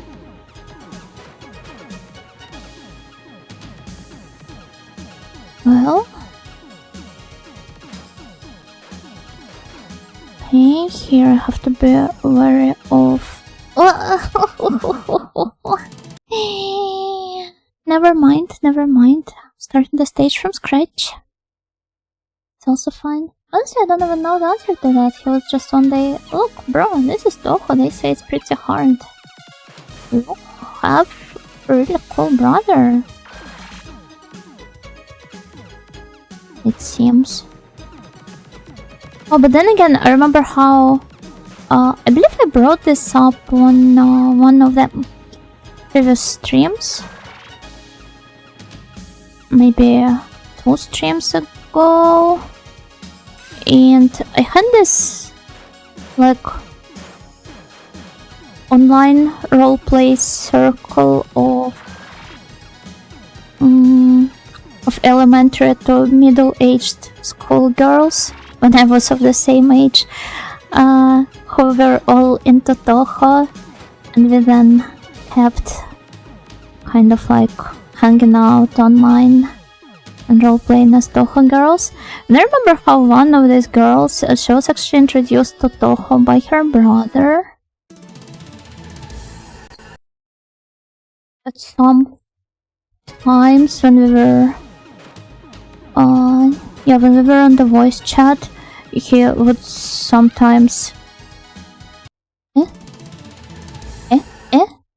go into her room completely drunk and then try to force her to play some Toho fightings against him.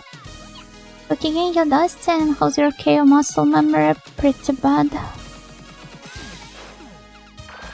If anything, I'm muscle memorizing all their own inputs. Rinnosuke came here. Yeah. He was also damn drunk at that time. All the time, even. Girls role-playing Toho girls. Where do I get my raisin? We didn't have raisin in our little circle. Also, Kabu says Gokigenyo. What did we have? Actually, we've been swapping the roles all the time.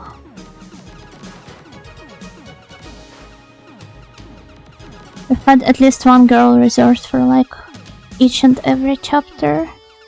No raisin, no. I bet this is driving you insane. The lack of raisin. Ah.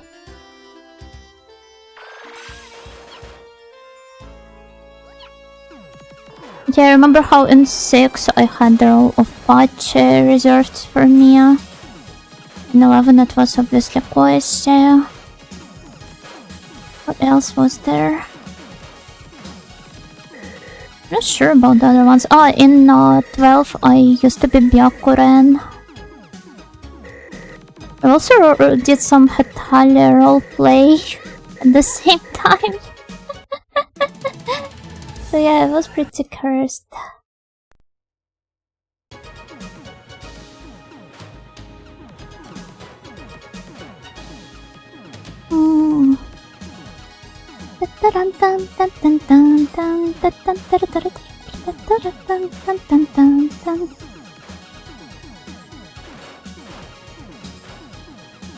I think at least one of these girls is quite popular, I mean niche sort of popular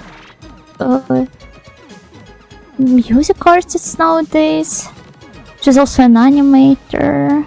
This kind of renaissance creator online. I remember I stumbled upon her channel on YouTube and was like, oh, I remember her. She used to be Remilia in our roleplay sessions, and her little sister was Flandra.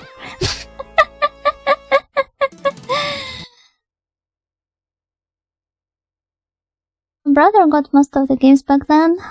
Back then it's like how old are we talking about? How far back into the past? No. Why did I lose contact? I don't know, we just stopped hanging out at some point. There wasn't anything like no falling out whatsoever. She was switching her like online personalities and her accounts quite a lot. And I think at some point I just couldn't really keep up with that.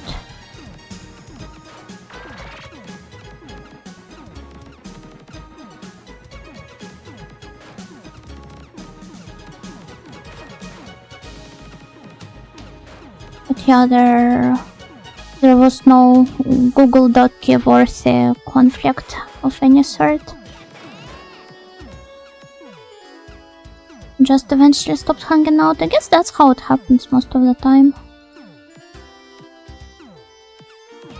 If anything, whenever I take a look at some of the Google Docs people post online, I just wonder, like, was there ever any point in typing all of this out and collecting all of the evidence? You could have just resolved it peacefully in your DMs, or you could have just moved on.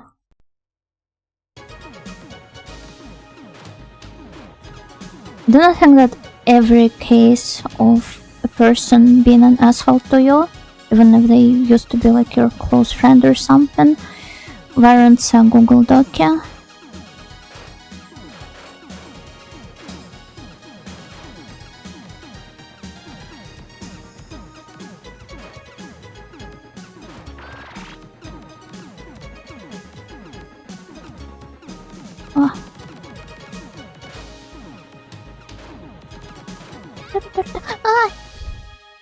Damn, I keep forgetting about them.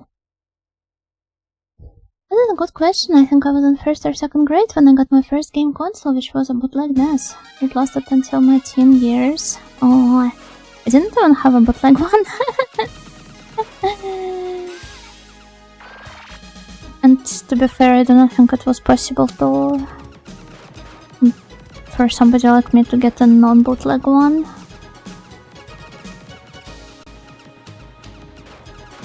It's not like they were widely available in Ogeland. Had a bootleg NES that had the same design as PlayStation. This is wild. Oh, maybe this homing dragon projectile is what I need here in this stage. Maybe that's what I've truly been lacking the entire time.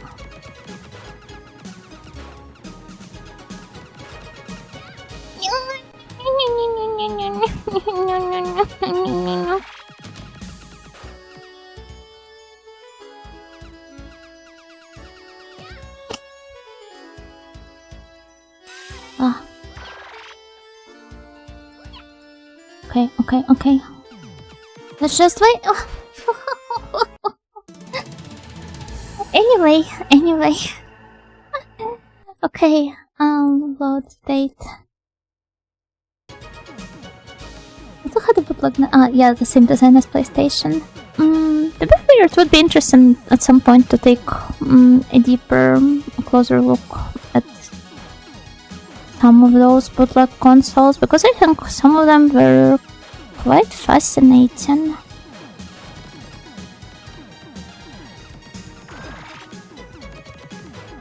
I'm pretty sure that there still is some sort of market for them. I mean, all of those play 4,000 games on one console kinda ones. Dun, dun, dun, dun, dun, dun, dun.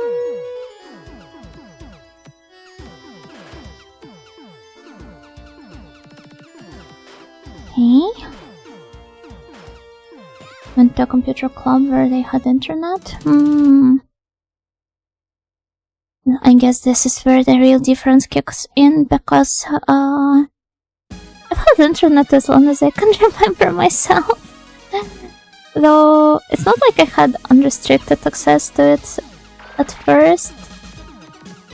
I had very quickly gotten my hands on it as well. It used to be pretty limited when I was a little kid, so I could only use it maybe like 15 minutes a day, accompanied by my mom. We would usually like she would let me sit with her at the PC after taking a bath, and we would usually pick a country for the evening, and we'd go read some articles about it and look through the photos. That was how I mostly used the internet when I was a baby. What a heartwarming memory. Yeah, it was pretty cool.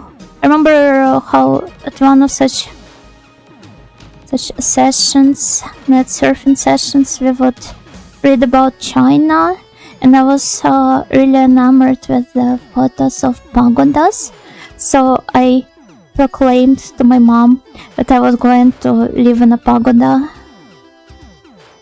when I grow up. Yeah. And I got internet well into my teen years. Yeah, I think most of the snails could relate here.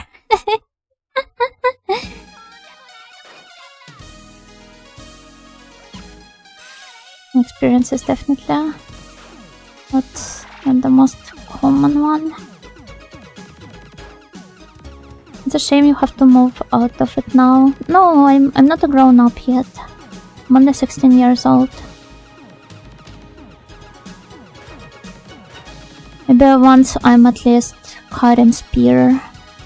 How old is Karen supposed to be? she like 19? Does anybody know? I need people well versed in Karin Edelfeld's lore.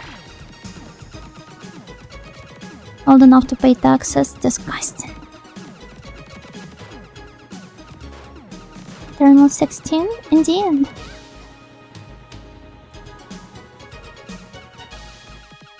I'm planning on turning 16 in a week.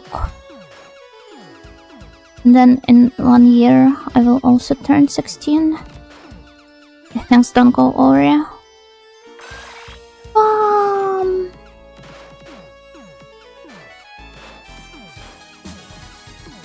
No, you know what? Perhaps the three-way shot is better here after all.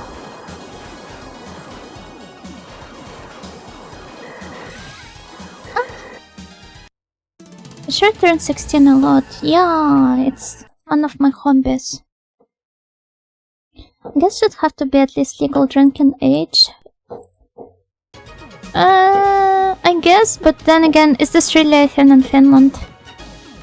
I always assumed that Finnish teens were kind of like the Audioland teens. Not really waiting until they're legal drinking age to start drinking.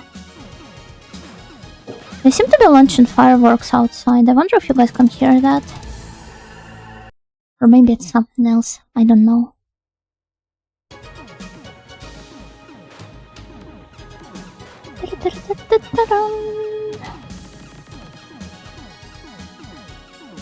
This is officially observed in laws and such, but kids don't follow the law. Yeah, you see, exactly.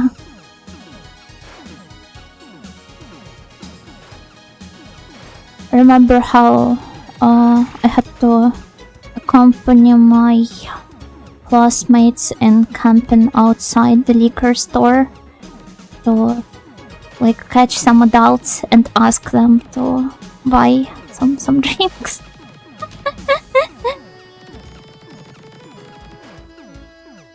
Imagine reaching your 16. That would be turning 32 for normal people, not for you, no Nightingale.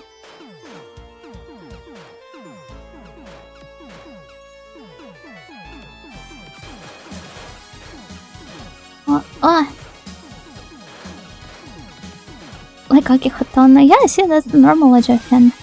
I never realized Akiho was not of a legal drinking age though.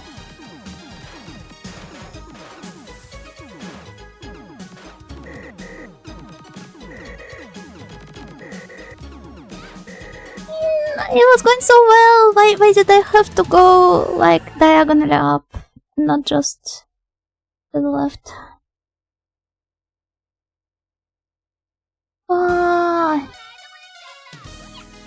Yeah. Okay, nice. Do Ojo also drink? I mean, does Ojo also drink? Like, do I personally drink? I'm sure there are a lot of Ojos that drink, but I don't really.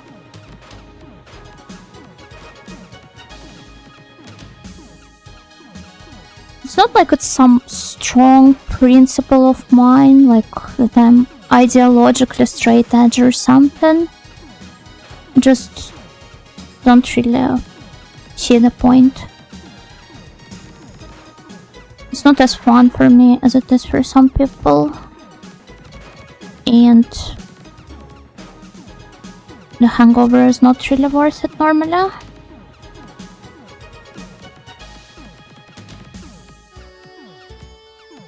Boom boom.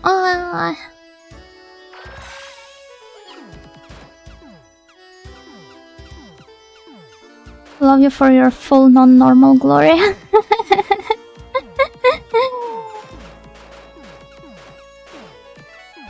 There's no hangover if you don't drink too much and or hydrate. I don't know. For me, like, I'm really prone to getting migraines from every single little thing. So, TBH, I would rather not risk it. Because alcohol can trigger the migraines for me. also eat a lot of protein. I've heard that helps too. Migraines, the bane of a Joe-sama's and a Joe-sama watchers. Well, in Karin's case, it's cluster headaches. I'm pretty sure those are not exactly the same as migraines, but yeah, they're all headache maxing in one way or another. The only time I tried drinking for real, I needed the ambulance to take me home. Just how much and what exactly did you drink?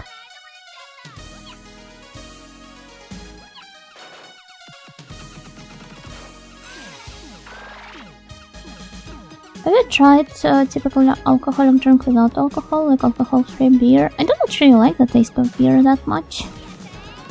So, no, I didn't. Although, I think I've shared this story before, but I've actually tried the beer for the first time when my mom took me to Czechia with her.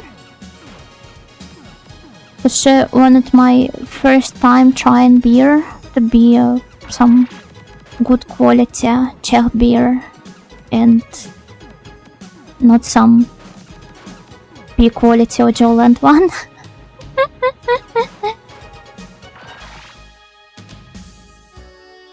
I have no idea, probably that was the issue. You have to be very careful with drinking unfamiliar substances. This could kill you. It also depends on what beer you tried. Yeah, there are a lot of very different types of beers. I think last year I tried some like craft watermelon beer. That one was pretty good. But stop playing advocate for alcohol. I know Malakala is notorious in this regard. All of Eastern Europe is Central and Eastern Europe, I'm pretty sure.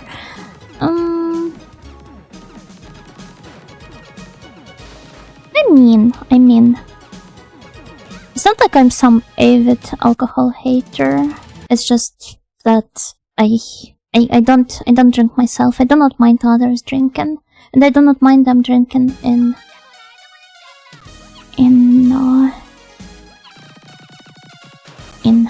my presence.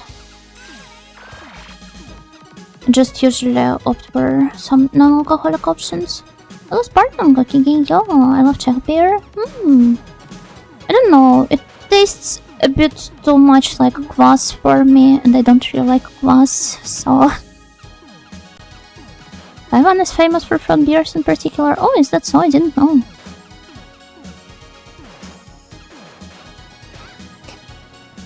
A foreign friend over, but he couldn't drink alcohol due to medicine he's taken, so my kitchen was full of non-alcoholic beer cans.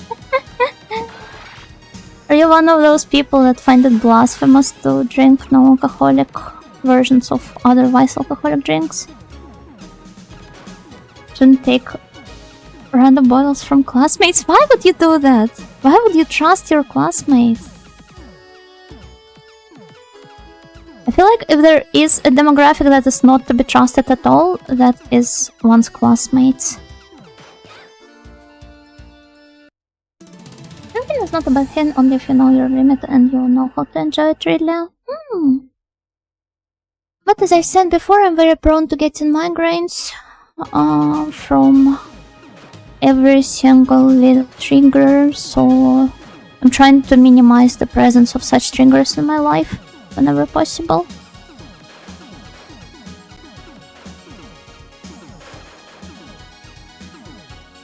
Blasphemous? I mean, yeah, you know how sometimes people are like, oh, non-alcoholic beer, why would you drink that?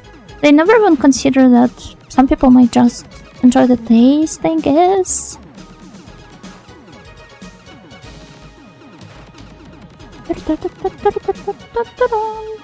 If I'm your classmate, you can 100% trust me. No, I can't trust you. I started reading your message and I died.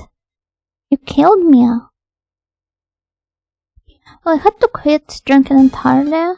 It was just getting out of hand. Took a few years of trying, but eventually I lost interest, and in retrospect, now it all feels like a big old waste. Yeah, unfortunately, if it progresses into being an addiction, there's no other way than stopping.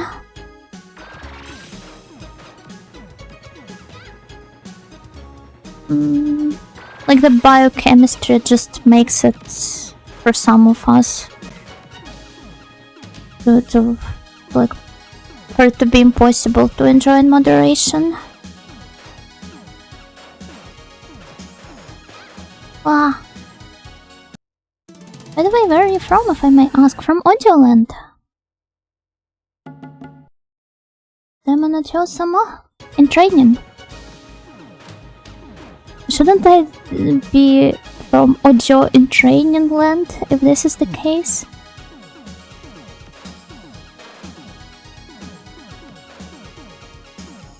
I wonder. Oh.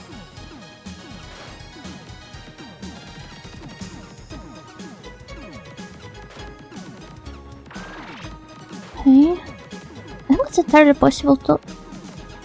Sorry? I need to log in, I'm afraid. Well, I hope I still am drilling something into my muscle memory this way.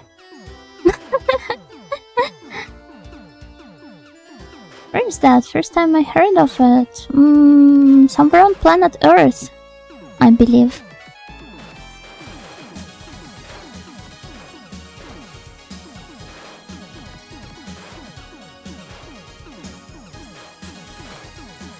Okay. Oh.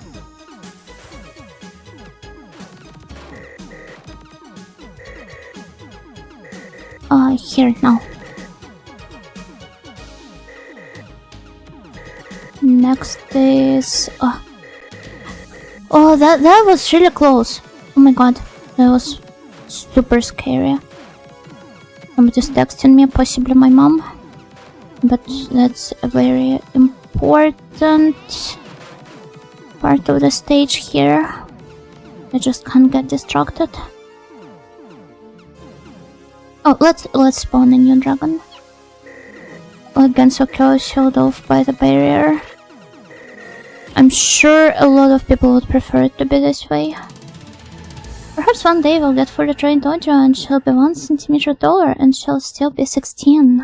Yeah, I'll be 159 centimeters. Who's looking in? I must text her. Yeah, okay, wait, I need to check out what she texted me.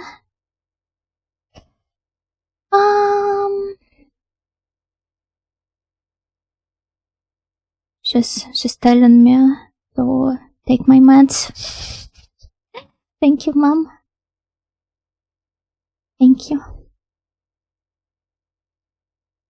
I think it's entirely possible to drink in moderation for the taste and then wake up in the morning without a headache. That's what I do. Though for others it's tougher than that.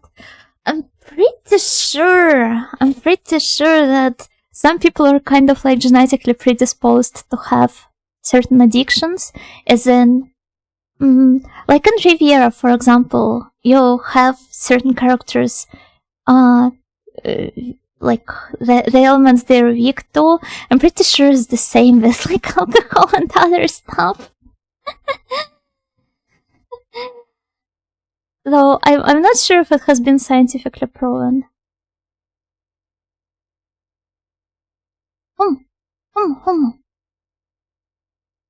Does your mom know you're a VTuber or just VTuber in general? I told her that I stream. I have never elaborated on that, so I don't know. She might think that I'm like an OnlyFans model or something. We've never really talked about that. I don't know. I'm also not sure if she knows about VTubers.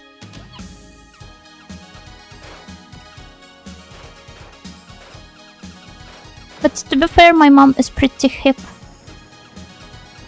So yeah, I'm sure she wouldn't be weirded out if I explain this to her in more detail. I do not think I will ever bother doing that.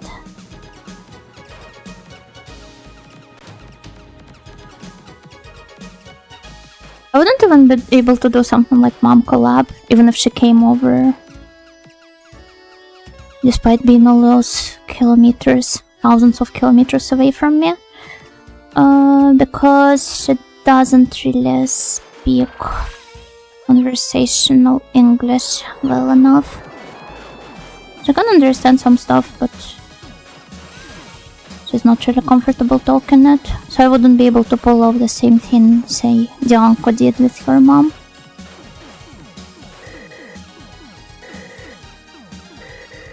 And yeah, I've also played Heroes 3. She doesn't know her daughter is an anime girl online. As I said before, she would probably understand if I explain this to her. I mean, at some point when I was younger and when I was still living with my parents, I was showing her some of the kind of like ecchi drawings that I've made, and all of she did was providing some concrete, I mean, conscious critique, not concrete as in like the material, for the drawings. So I was like, oh no, you have to add some plumpness here, and you have to make her torso slightly longer. Time to text her back, learn English. She wants to, but she's very busy.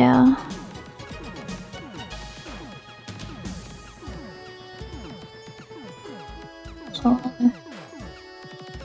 I don't know. I keep saying to her that she doesn't have to like actively study it. She has a good grasp of language per se. What she lacks is practice. But like she still hasn't got even time for that whatsoever. Yeah, my mom is pretty cute, I must say. Concrete critic is weak against earthquakes. Thank God there aren't that many earthquakes around my hometown. If at all. I died! Oh, how did that happen? I keep dying.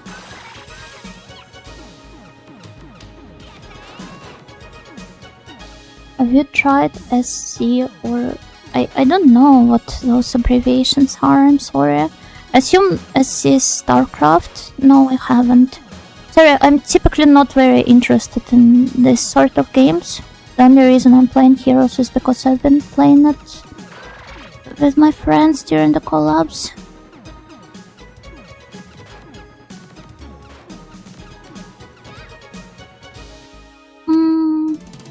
Yeah, most of the time I'm just playing the Japanese ones. Either JRPGs or some platformers. Dawn of War? No, I haven't played either of those. Bah!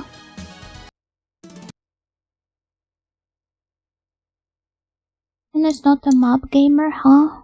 I'm a different sort of map gamer. The one that likes drawing the maps in dungeon crawlers.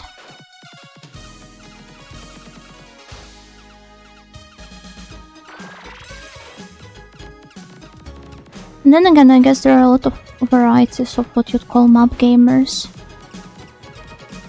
Like there could be some people who only play, say, previously mentioned Paradox games, but don't ever interact with other strategy games whatsoever. Diablo 2? I mean, is Diablo 2 a Japanese game? No. So, yeah. I mean, there are some VTubers that do play older Western RPGs. One of such VTubers is my friend Humanea. I'm pretty sure that if you go to my channel, on YouTube. You should find the link to her channel in the very bottom of mine. She's in the same streaming group as me, Red Romantic. So perhaps her stream choices would be more up to your taste. Oh heck. Oh no.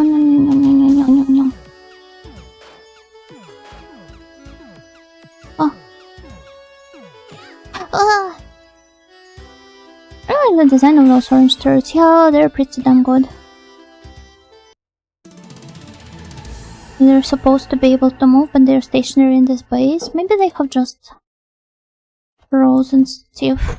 Oh, Frozen Stiff! That's the name of the movie that I watched yesterday. No, the day before that, Friday. So it's a pretty damn fun one. It's a Serbian movie from, I believe, late 90s maybe, about two thug brothers who have to, like, their grandpa just died, and they have to carry him to his hometown for the funeral, but they don't really have money to afford the coffin for him. So they dress him up in a suit and they just go there by train. You could say it's a Serbian film even. No, stop. I hate that, you know? I hate how the existence of the Serbian film made it impossible for me to say that I like any Serbian films at all. Somebody would always make this joke like, oh, a Serbian film, oh. What I'm getting is that, you know, you'll be interested in Civilization if it has anime girls. I mean, I've played Civilization. It's fun, it's just that they mostly have some other priorities. Also, they have released a Toho Civilization recently, right? I will look into it, but I don't mind staying around. Yay, you're welcome then. But yeah, so they head to their grandpa's hometown, carrying his corpse around as if it was still alive. And of course, at some point, they end up losing it. It ends up in other people's hands, and the chaos just ensues from that point onwards. Hi Jembra, Gokigenyo. What I found really funny is that, well, first of all, it features some really snappy dialogues, which is kind of like very typical of Serbian movies in general.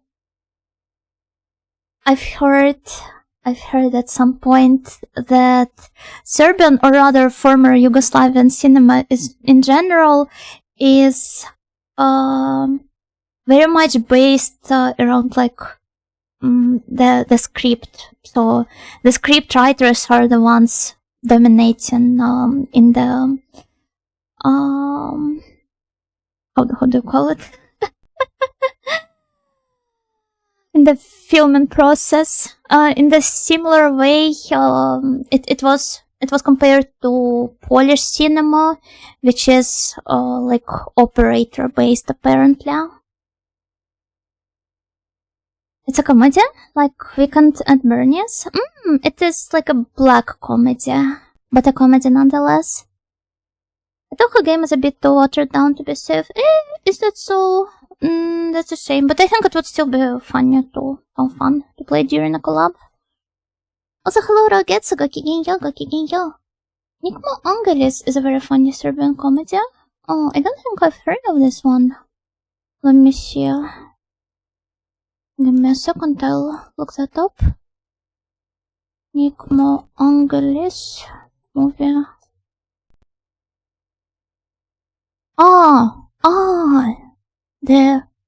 We're Not Angels. I think I have it downloaded. Also, it's directed by Serjan Dragojevic. Isn't this the guy who is responsible for the very creation of Yugoslavian Dark Wave? Or is this the other guy? Sergeant Dragoevich. What else is he known for? That's a very familiar name. No, emerged from 1990s. What else did he direct? We're Not Angels. Pretty Village, Pretty Flame, it's a really cool movie. Also The Wounds and St. George Shot the Dragon. This one I really have to watch. Parada as well.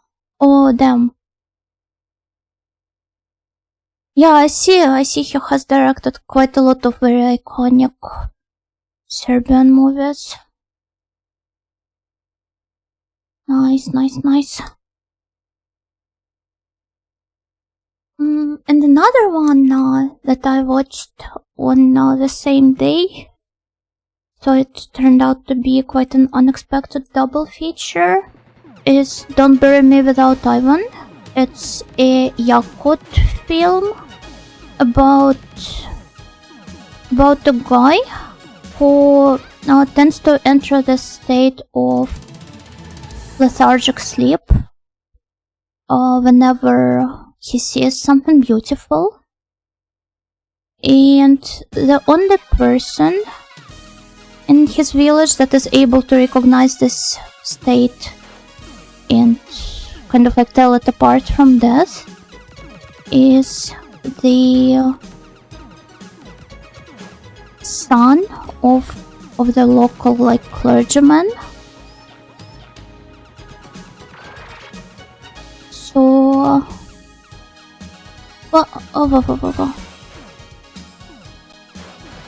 yeah, I found the synopsis to be somewhat similar to Mrtav Ladan, Frozen Steve, except that in Mrtav Ladan you have people carrying around a corpse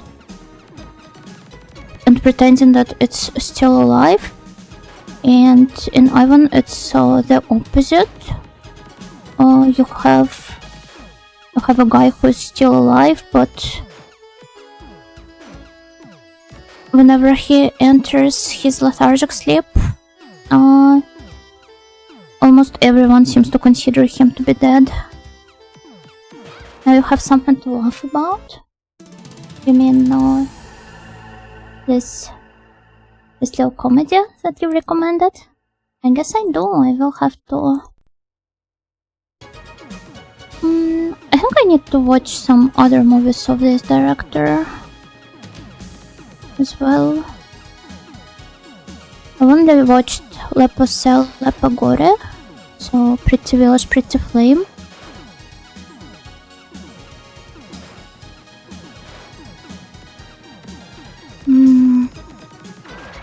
I definitely have to check out some other stuff of his. I really need to watch more Eastern European movies. I tell that to myself every single time I end up actually watching an Eastern European movie. I'm like, oh, I need to watch more of that stuff. They're all really so good. Oh!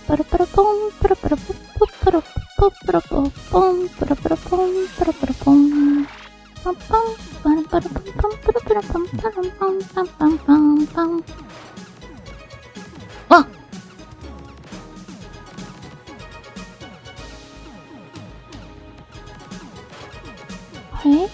By the way, Mr. Falcon also plays stuff like you, so I think I will like your channel. Mr. Falcon? Is this some gaming YouTuber? Oh, I think this was pretty nice. And I have an embarrassing confession. The first time I saw you, I was 100% convinced you're Japanese. So desu ka? 面白い話ですね。タラタン、タタンタン、タラタン、タタンタンタンタンタン。It's inspired to watch foreign movies, also old movies. No, honestly, there are just so many good movies out there. And it doesn't help that they kind of like keep appearing at a pace that makes it impossible to keep up with. Unless you're like a professional movie critic and it's your work to watch all these movies. If you have any recommendations, please feel free to share. Not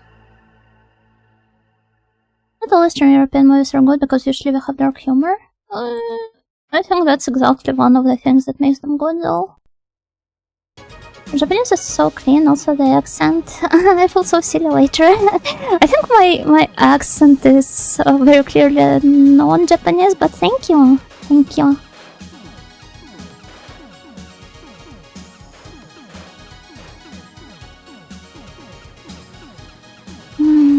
Desuwa. Oh, heck. Oh my lord. Did you ever watch November? It's a horror movie where the Krat appears a few times. November, is this the Estonian one? I think it's the Estonian one, right? I haven't downloaded, I'm pretty sure. November movie. I think so, yeah. No, I have not. But perhaps at some point I will, because yeah, I do have it downloaded. I'm dead. Yeah, I do have it downloaded. About Leningrad Cowboys. I have not watched that either. Leningrad Cowboys.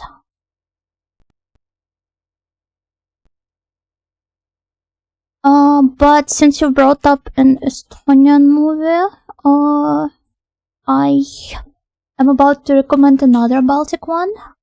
It's Spider. I think in its original Latvian it is called Their Necklace. And it's a very cool psychosexual drama on a very low budget about a girl that ends up modeling for an artist as like Virgin Mary, and he turns out to be the devil trying to corrupt her. Leningrad Cowboys. I assume it's not the rock band you're talking about, but rather a movie about it. Finnish rock band. Leningrad Cowboys Call America. Eccentric band that travels to the USA to become successful and combines their brand of polka music with various American styles as they make their way to Mexico. Is this like if Borat was Finnish? The movie came before the band? Oh, so it's not a documentary. Where did the sexual part come from? I mean, it's very like Freudist, kind of, in a way, so it deals a lot with her, like,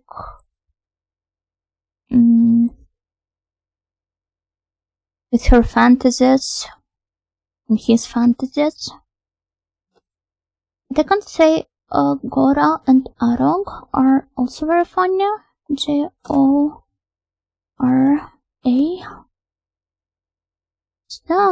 What's that?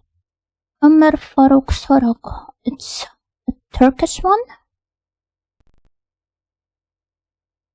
Science fiction comedy film. Used carpet salesman who is abducted by aliens from the paint Gora. Oh, this looks like the exact sort of movie I wouldn't mind watching at all. Milo of Mars. I'm going to recommending me so many nice movies. 16-year-old girl runs away from a dangerous man and gets into a faraway... Oh, it's a Bulgarian one. Oh. Bulgaria is cool. I don't think I have watched a lot of Bulgarian movies, if at all, actually. I think my main kind of like cinematic interest as of late has been the former Yugoslavian cinema. I also definitely need to take a deeper look into Romanian comedies. There are some really nice ones, like I recently watched 1208 East of Bucharest. It was pretty cool. Thanks, I guess. I'm from Bulgaria. Oh, nice. Nice.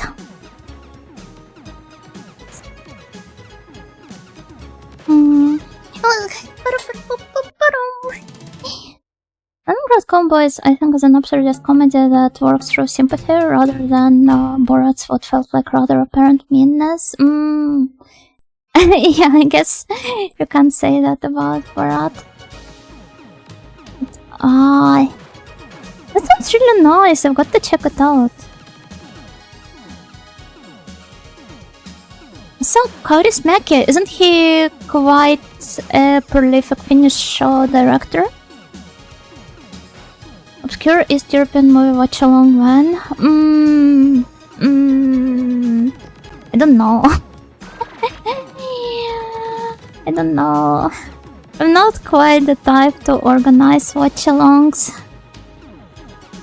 And with how I don't really stream that often, I would rather focus more on games and not on watch-alongs or anything else.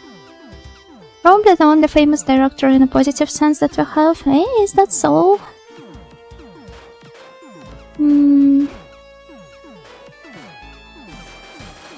I think I have some Finnish movies that I have like downloaded, but I doubt they can be considered good in like in some common sense. The first one is called Black-Blooded Brides of Satan, and I'm pretty sure this is supposed to be some sort of like trash exploitation cinema. I'm pretty sure you can tell that much even from the name alone. The second one is Dogs Don't Wear Pants. This one is also, I think, a rather scandalous one. I don't have much in the way of movie culture. I don't think this is true.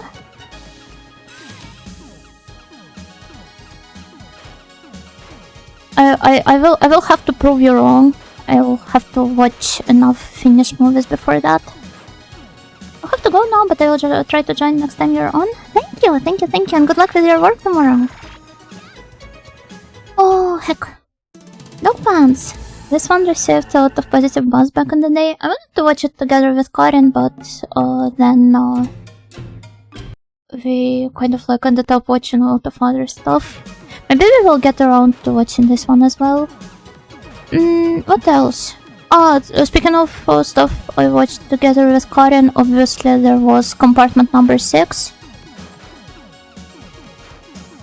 It was a pretty good one. Had a lot of fun watching it.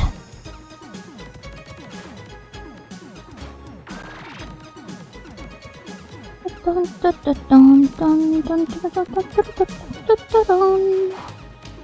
don't think I'm making any progress at all. Even though I understand this is like practice mode, so it's not supposed to be some very substantial progress, but still.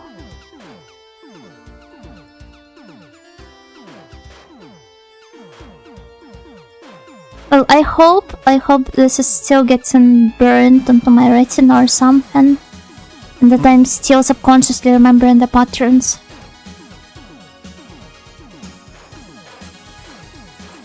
It's kind of like with dancing, you know, they sometimes recommend you just watch the video of choreography on a loop. So just remember the movements and how they're linked to one another.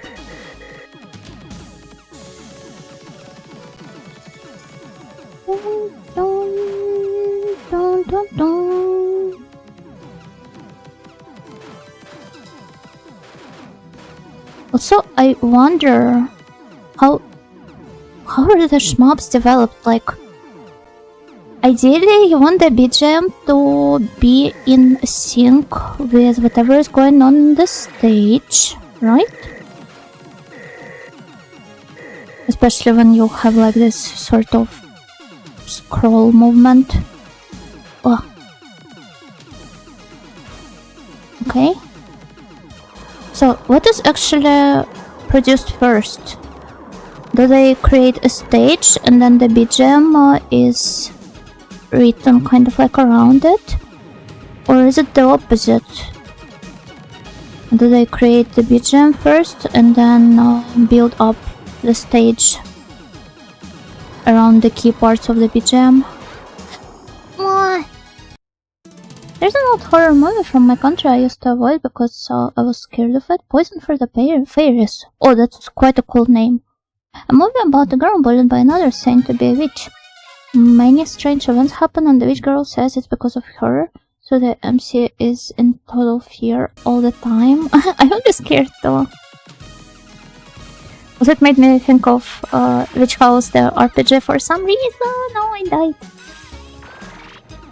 Alright. It's not alright. It's not alright at all. It's an interesting question. I think ideally you should be able to work like both ways.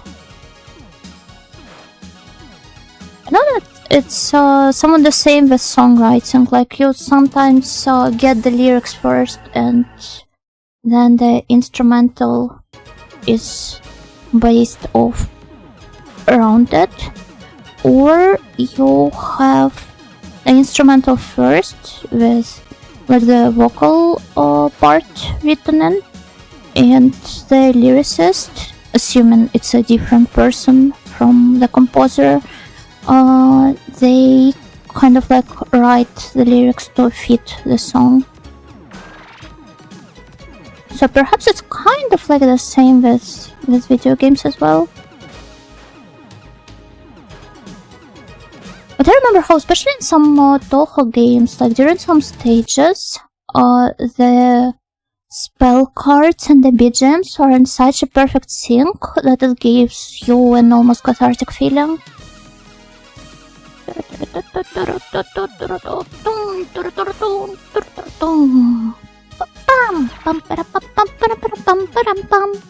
See, I'm getting more fun-blooded.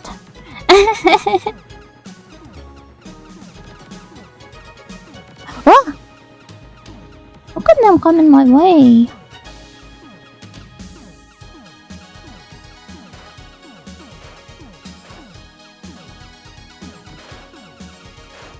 Now that November has been brought up, I really have to watch this one. But yeah, I think my recommendations of the day would be those two that I've discussed previously.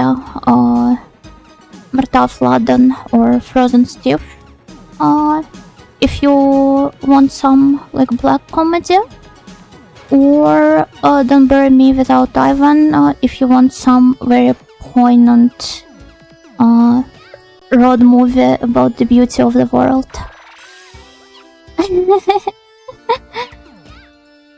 Also, actually, I think the latter one was shown on some Finnish cinema festival back when it was released. Even though Finland was not involved in the production of the movie.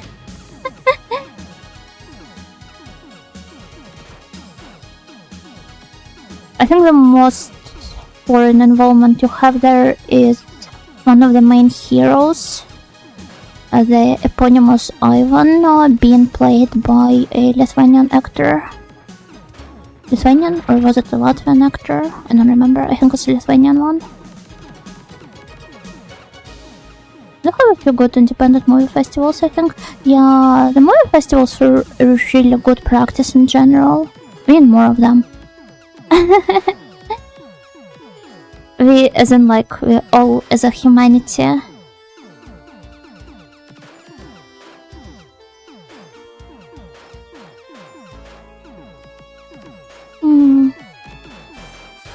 have incredibly little experience in watching movies. I had not even seen most mainstream things. Oh, don't worry, I haven't seen a lot of mainstream stuff either.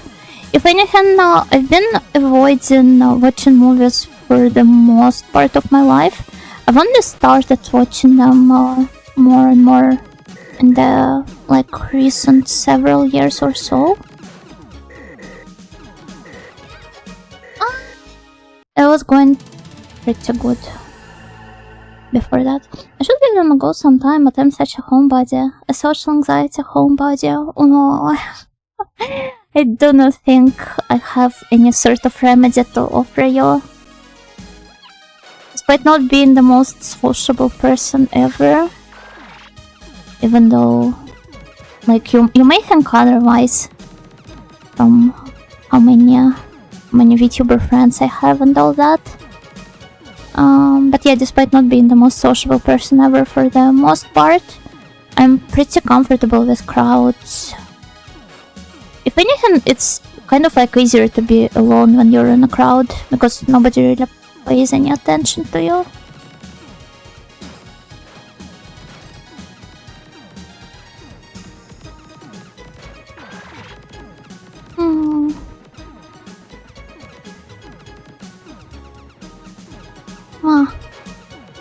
It's good though. I've been given far too many handy tricks for remedying social anxiety that have no effect whatsoever. Yeah, which is why I would rather hold back from giving any sort of advice.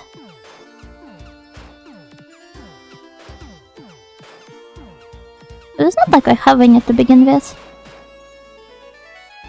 Growing up, I almost only ever wanted to watch cartoons and other animated things. No, that's totally fine. I understand that completely. I mean, it's the same for me. I cared very little about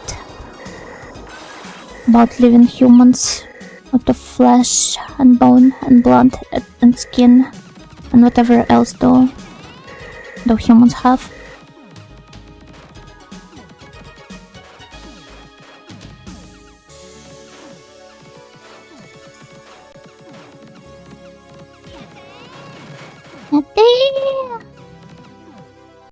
I have been rewatching Akonge, first time since its release. The comforting angles of Fukumoto chins and noses, they are rather iconic.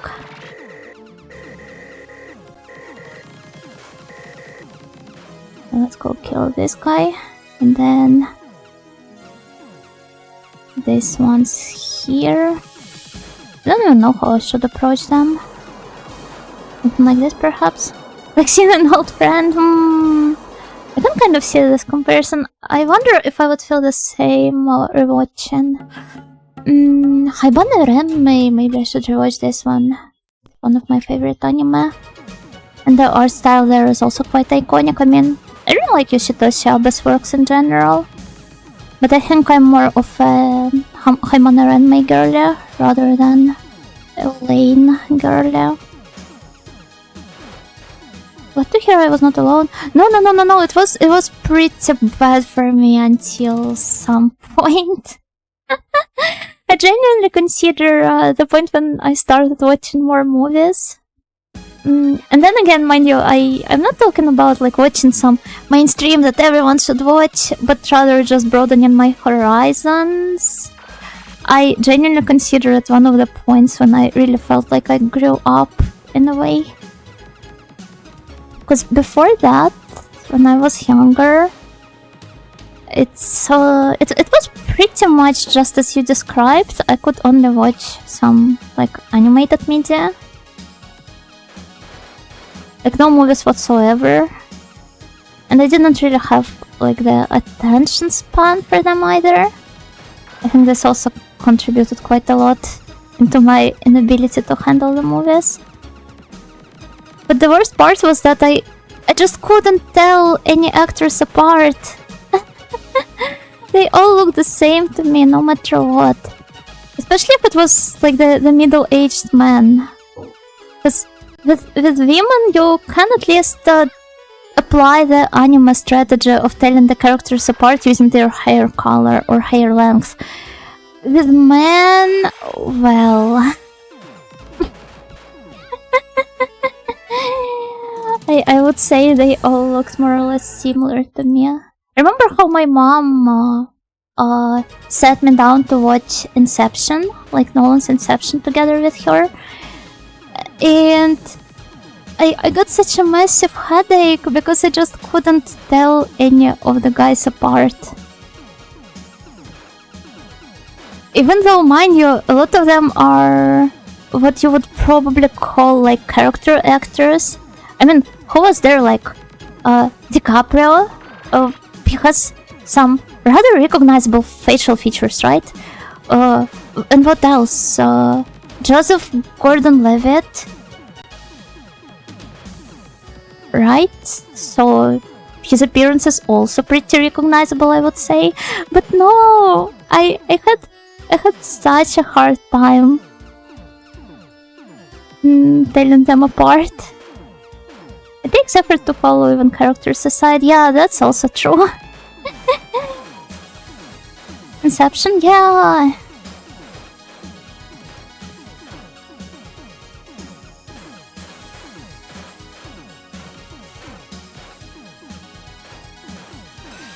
Don't even remember what were some other movies my mom tried to make me watch together with her. Oh god! Abandoned Ranmai was a really big experience for me in my early 20s during what was essentially my Hikikomori arc. Oh, you had an arc like that too. The setting in itself was confusing, but it was the final twist that really converted me into a believer. Oh.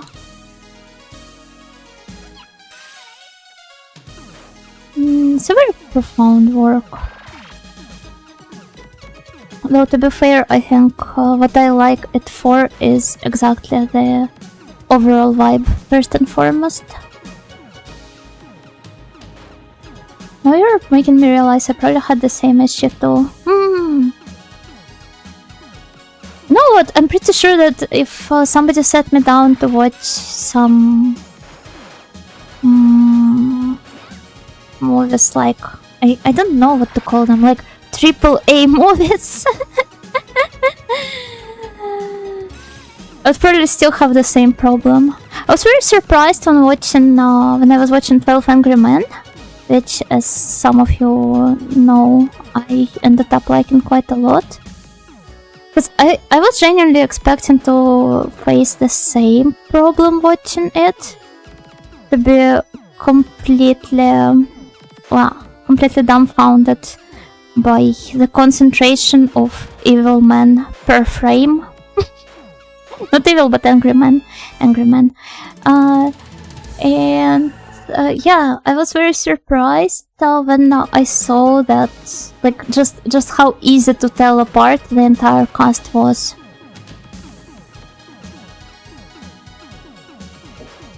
Even if their faces were somewhat similar to one another, they still had some features you could use to recognize them, like mustache, glasses,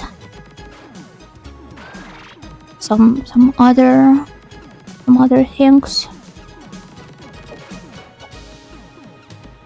So I guess my ability to tell people apart has improved alongside growing up, but I think it also depends quite a lot on direction, and I mean direction in like a broader sense. Making sure all of your characters actually look like, well, different people to begin with.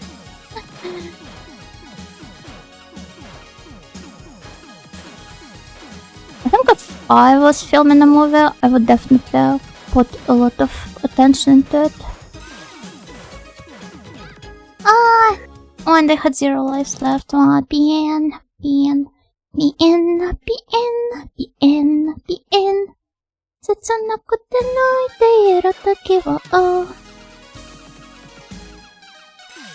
Okay. Oh! No, let's ignore this one.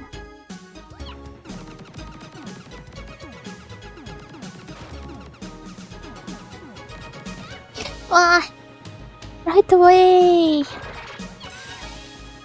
Though, even though Hypano Renmei is one of my favorite anime, I would say my most favorite title is still Sora no Oto. Perhaps it's about time I rewatched it, but I don't know if I'm ready to handle all of the crying. I definitely think I perform better when I already have all of the power-ups gathered. I should give that one a watch. It's so good.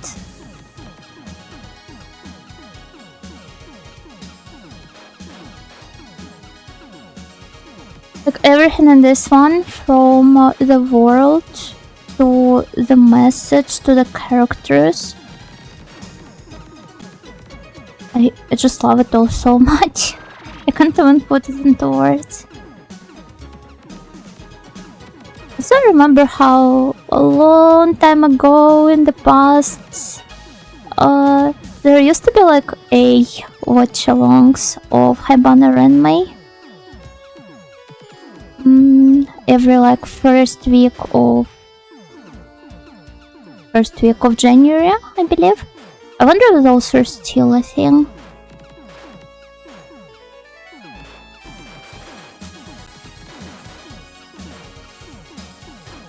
It's been a while since I've last kept up with this whole culture.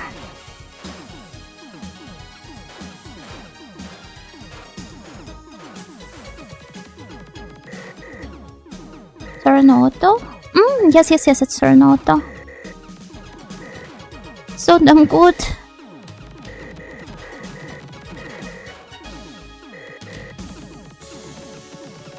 You should all watch it.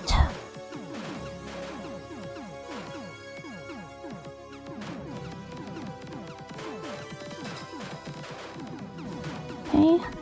I mean, I liked it to the point that I showed it to my parents growing up, but then again, I was watching a lot of anime to my parents back then, and they didn't really mind.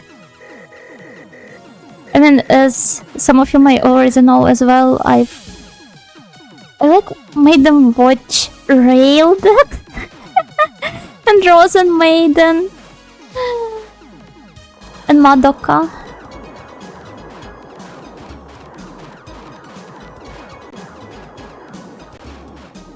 So, yeah. It's such a sweet situation being able to interact with your parents over anime like that. Yeah, they don't really have any sort of prejudices. I think my mom was a bit kind of like, she found it a bit questionable when Madoka was like kissing her naked self in the opening. And what else? She didn't really get the entire Kuroko character in Raildex. But I suppose Sojolant parents are not that accepting in this regard. Though, when I got slightly older, my mom told me she would be totally fine with me having a girlfriend.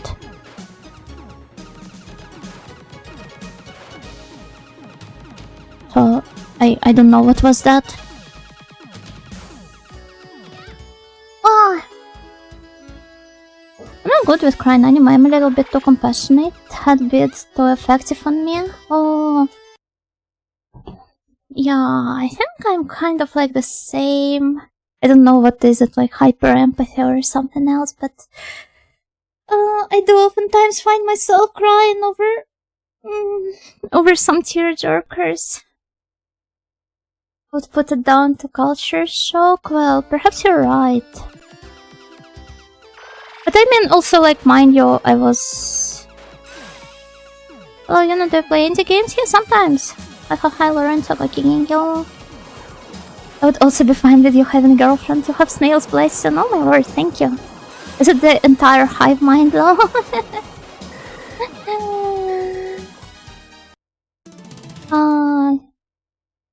Gokibore, yo? Give me a second. The hive mind approves. Well, thank you.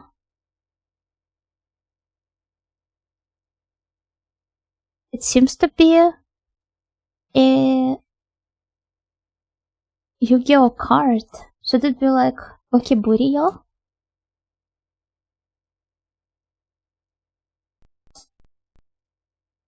I can't seem to find any sort of a game. Pillroach. Ballroach? I mean... Gokiburi is a cockroach, though. Remember you crying over that poem about childhood innocence? It's not even about like childhood innocence, it's kind of like the meaning attached to it. The poem itself was about children in the forest gathering berries, and some birds also flying over to eat some of the berries with them. But yeah, I don't think I'm ready to cry again. I shed a few tears for Narcissus. This game basically wants you to shed some tears over it, so you lived up to the game's expectations. So I asked you this because I'm making a Mario Fun game, and it will be in this year's Sonic Amateur Games Expo. Oh, that's so cool. But why is a Mario Fun game featured on the Sonic Amateur Games Expo? Is this like, does it have a game jam attached to it, kind of? Tears of Frustration? There's not one like Tears of Frustration. I don't know what that was. Frustration is probably not the right word for it. That's why I'm not active here as much. Well, good luck! Good luck with your game dev journey. Are you handling the graphics or the code, or what exactly? I think I'm going to like maybe do several more practice runs and then we should start wrapping up. Graphics, code, and levels? So you're developing the entire thing yourself? Except for the music? That's so impressive.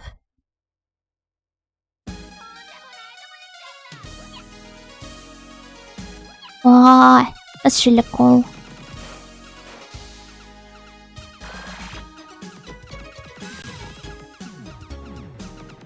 Is a game jam more like a virtual online event with both featuring weird games or Sonic Fun games and hacks? I think Amiya might have highlighted it at certain points, but I definitely recall her taking part in some Sonic related events, but I'm not sure if it was the one. Because I kind of like since I do not know much about Sonic, I don't really follow any information regarding it either, so it just doesn't track on my brain. I missed Stream Sage, yeah. One of the games she played was Bacon Fish's Witchfall. Such a cool name. Want to make a game someday of Rock Snail attempting to escape the hive mind? That's a big idea. What genre would it be? Like a stealth game?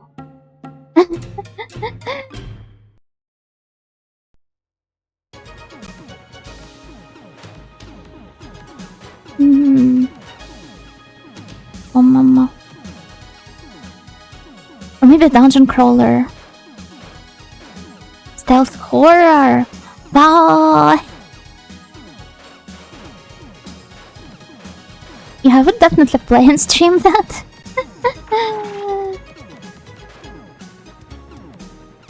Pyramid, you know. Pyramid snail. Snail or mid-hand.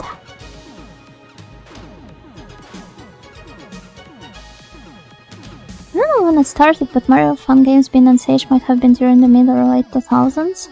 Once they accept indie original games similar to Sonic. This more or less explains it then.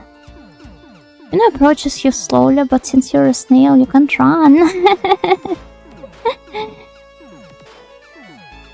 You should at least be aware of how far away I am from you. Also, maybe it should be Robo-Yona since she's connected to the hive mind. Out of Sage's last media, I think it started in the 90s. Wow, it definitely sounded like some more modern event. I didn't know it was going on for that long.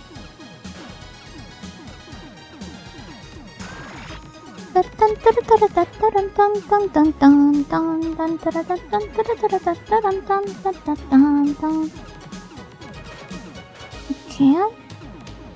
Robo-Yona took over the hive mind. Yes, that makes sense. Oh, I even came up with like, sorry, I have to pull out Clip Studio. The drawing demon has possessed me again. I came up with like a cover for a game of this sort with such a setup synopsis. One moment. Surely I can hide in my shell. If I can't see her, then she definitely can't see me either, right? I think it doesn't work like this. Have you played Tao, Onya? I remember as a child, I was genuinely like so surprised when you hide from him in like what, in a wardrobe, and then he opens the doors. It was so scary.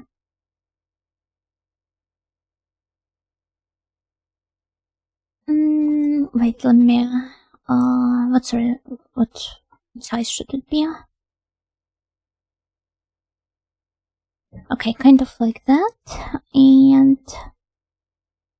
need to. Where's the Clip Studio? I don't see it. Oh, here it is. No, wait, I lost it. Now I've lost it. I know I can kill. Okay, here it is. So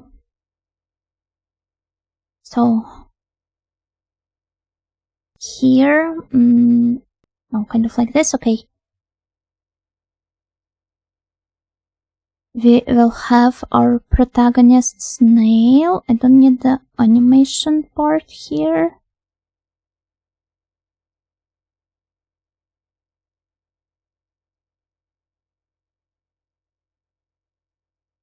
Okay, yeah, if you guys have lost track of what is going on, I'm drawing a cover for a video game proposed in the YouTube chat. Okay, and here we will have the Romboyono. I don't actually remember what I made her look like.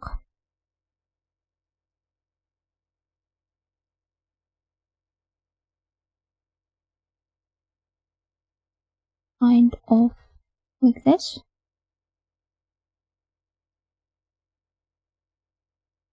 Oh, it probably needs, like, I need a BGM. My voice probably sounds really lonely right now. Yeah, it's better this way. Some metallic parts to show that this is indeed the Romboyono.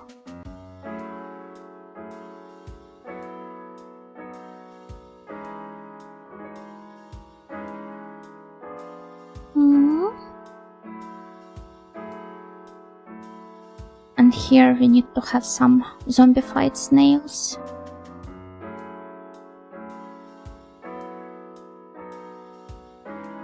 But we will have to... Okay, this should be like an entire army of you guys. Maybe they should have like hypnotized eyes or something. Maybe the X one. Give them that weird blob parasite that made them transparent. What is this a reference to? I don't recognize it. It's just shroomjacking? No.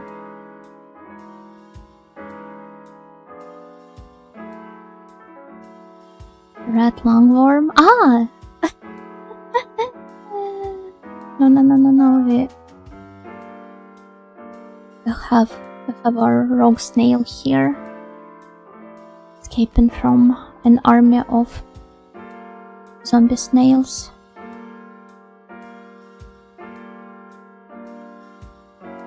It's over. Romboyono got us.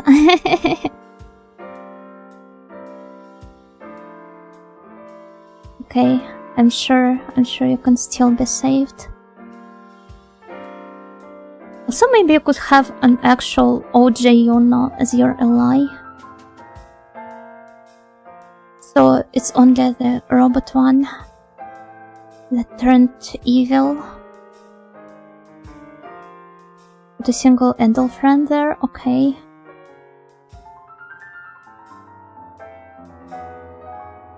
Then gondola face.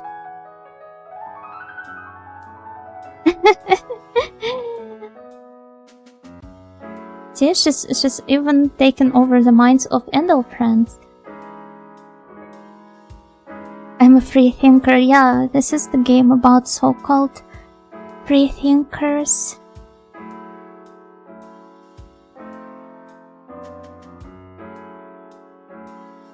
Okay.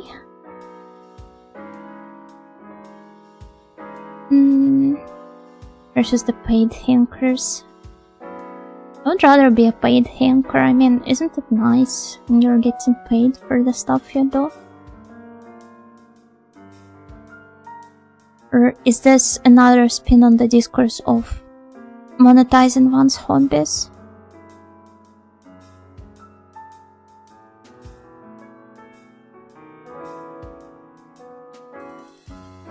Okay.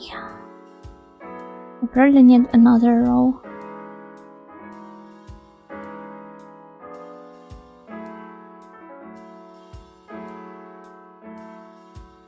That's my electorate for when I'm inevitably running for president.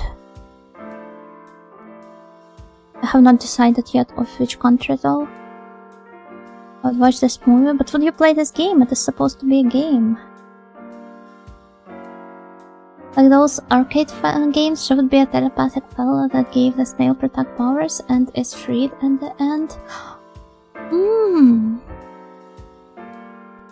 Actually, yeah.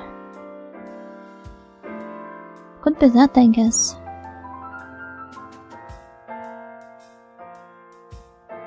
Let's make them super happy. So that you can see they're not dead, but are rather... If anything, they're excited to be a part of the hive mind.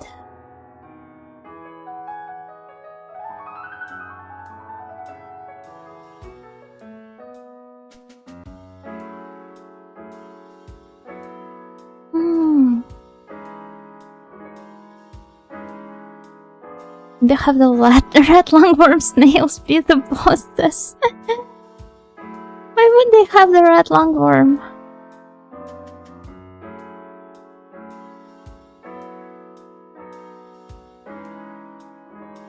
Hey, what are we going to have here? Oh, let's make it like a... I hope it will have the dungeon crawler structure so that we can have like a labyrinth here.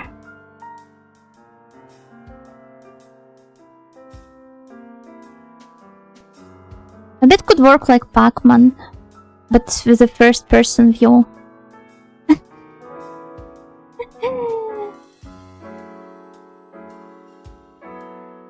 I mean, isn't Pac-Man also technically a stealth horror?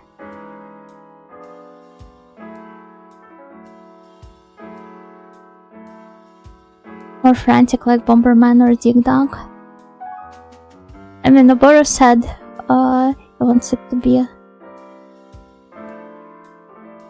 be the stealth horror. The horror in Pac-Man is that we are the bad guys. Eh? Is that really so? Sorry, I'm not that well versed in Pac-Man lore. You will have to elaborate on that.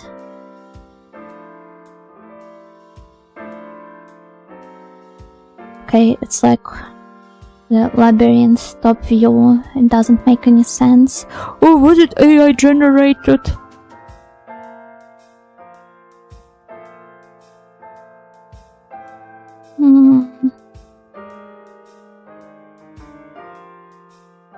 I don't think it looks stressed enough, maybe like that. Perpetually tormenting the spirits of the damned is quite evil, not gonna lie.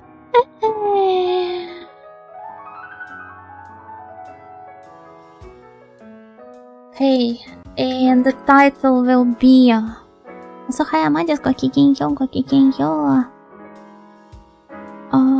Escape of the Rogue Snail or something. AI generated? Is Rombo Yuno drawing right now? Not really.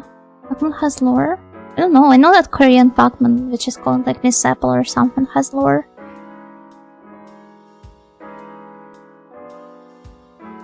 No, what should it be called? This piece sort of reminds me of Ina's new song, Taco Takeover, with the snail standing in for the tacos. Well, I guess there are a lot of songs that kind of like play around this concept. I mean, multiple Ui Mama's songs are also the same, portraying her fan base as this sort of like cult-like community. Can't wait for the westernized artwork by Greg Martin, where the snails are designed with a radicalized 90s attitude design. What would it look like then? Like, oh wait, I think I know. Give me a second.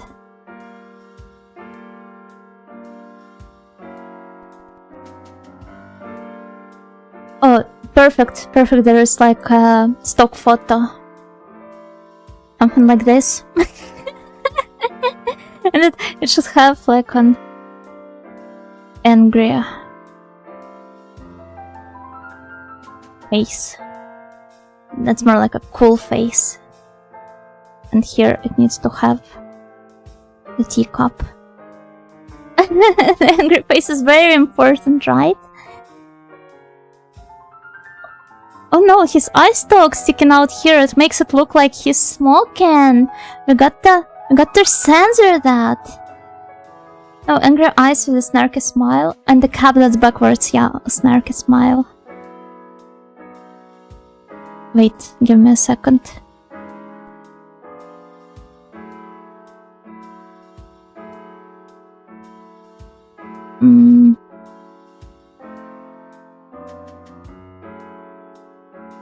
Like this. And then here. Yeah, like this. Oh, he's so radical. Look at him. Just even the scientific names for snails make the game sound scary. Corn of aspersum, so scary. I think it's pretty cool though. Just to be red. Is the cap to hide the baldness? No! He's young and hip and all that.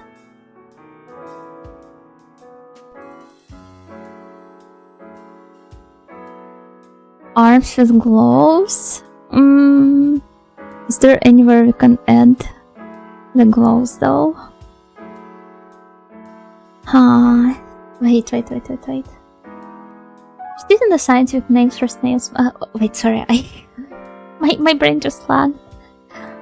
One of us trying to be cool with the need for speed. I still remember how my dad brought back home like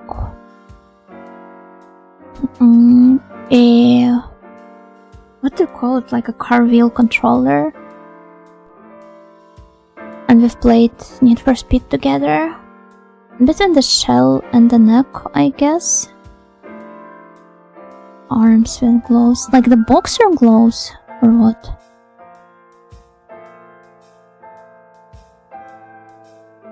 Sorry, I don't know much about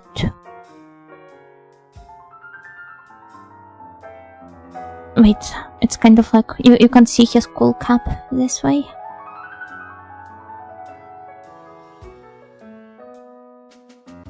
Mickey Mouse gloves? Maybe they can be floating in the distance like Raymond's hands.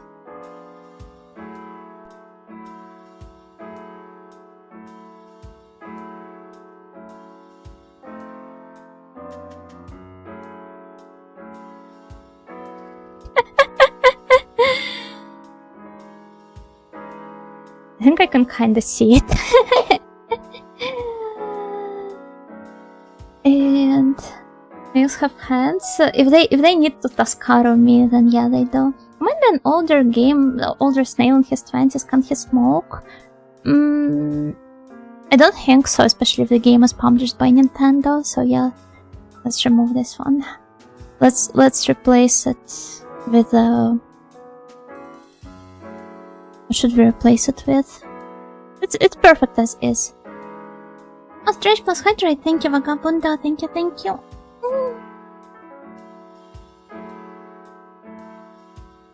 Nice.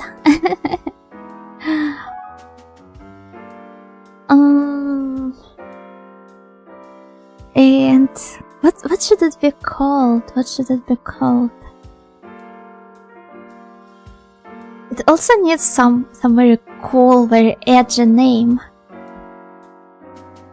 that will attract the American audience. Snail of the Dead.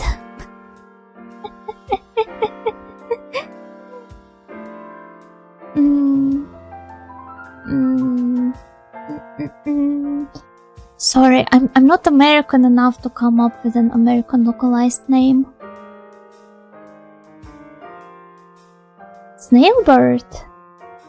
Sam Snail, Speedy Sam, Speedy Snail, Bloodshell, Edge of Speed. Sluggers, Adventures, they're all so cool. How do I choose just one? Let's see. I'm going to choose like a random one. Snails from the Night. Oh my god, that sounds more like some metal band name. Snails from the Night. It's nice to make memories like that with your parents. Yeah, it's pretty nice. I have a lot of great memories with my parents. Also, hello, Warango Kigenyo. Slugger makes sense because slug and slugger is like an American baseball thing. Oh, I didn't know that. No, he's not a slug, he's a snail. Yeah, but the Americans wouldn't care about difference like that. Okay, let's make it like this.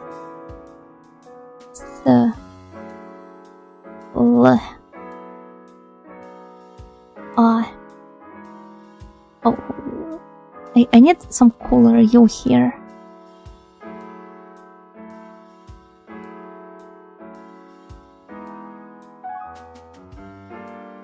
Slug. It needs shells of steel. Oh, this is like for some wartime drama. About the fighting snail, perhaps. Yeah, he's slugging.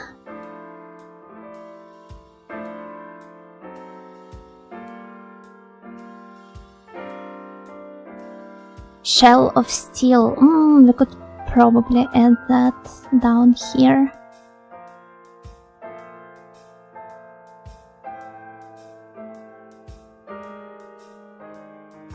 Shell of steel.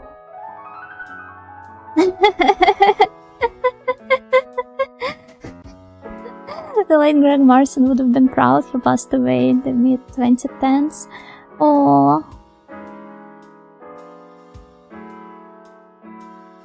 Well, if you would be proud, then I'm happy. Okay, I think this is perfect. Stalter's Revenge! Oh my god, wait, I think this could be like the name for the sequel.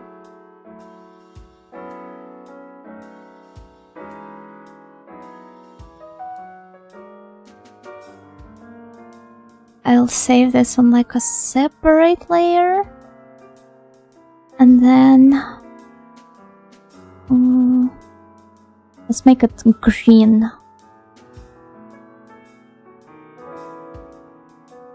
He made artwork of Kiki Kai Kai? Oh, that's so cool. Cool.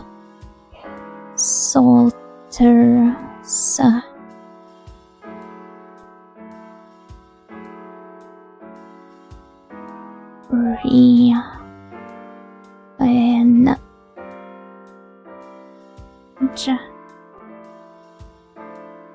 Made your Hakama pants into regular pants. Do you want to see it? I want to see it. Also, let's add, like for the sequel, let's make it a different artwork. Because, luckily enough, there are plenty of snails on skateboards online, apparently. So here it's going to be this one. And we should also add a backwards cap. Could be a skateboard, but and machine guns. I don't know how to draw the machine guns.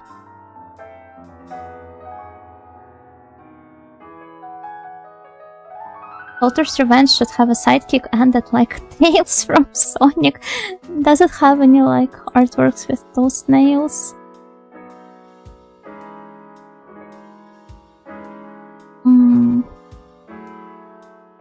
No, I think it's just one in every single picture. Oh my god! This one is like...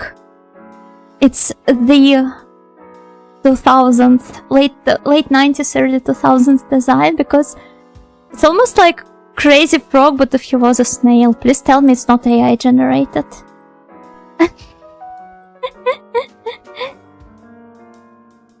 And since it's transparent, we could have this snail in the background. Might be AI generated. Oh no, tragic. I will be removing this one then. What if the rest of the snails are AI generated though? Yeah, it goes pretty hard though. I must agree.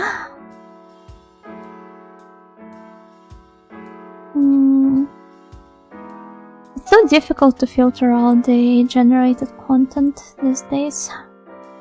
This Alame stock website, it has a lot of snails. Oh wait, this one, we just used it before. I can't believe the sequel started using AI. Yeah, checking the dates is probably a good idea. Wait, I've lost it already. I can't find it. I can't find it anymore.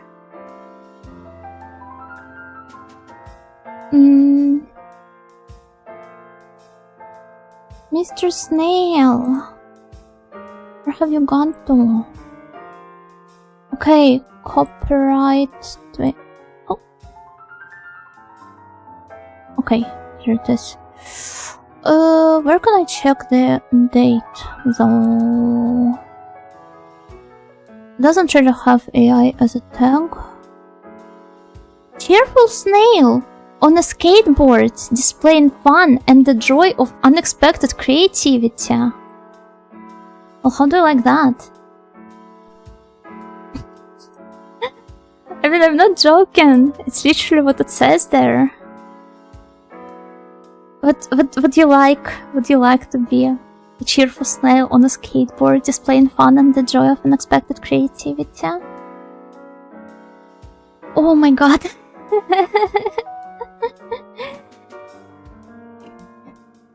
Damn a fan. Does it have some other funny captions, whatever?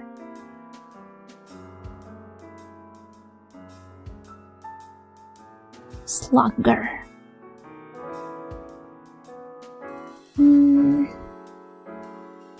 Cartoon snail with a cheerful expression. No, I'm going to cry. I'm going to cry if this keeps up. Cheerful snail embracing a daisy flower. A lot of these do seem to be AI generated though.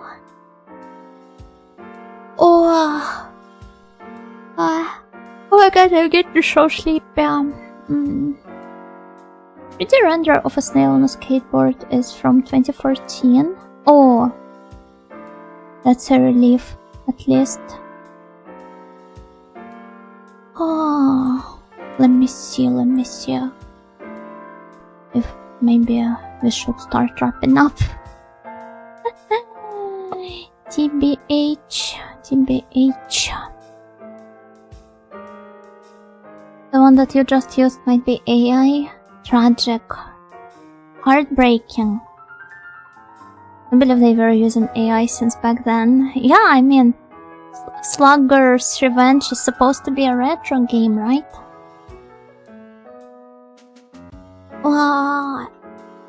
I don't know, let's go raid Aspera.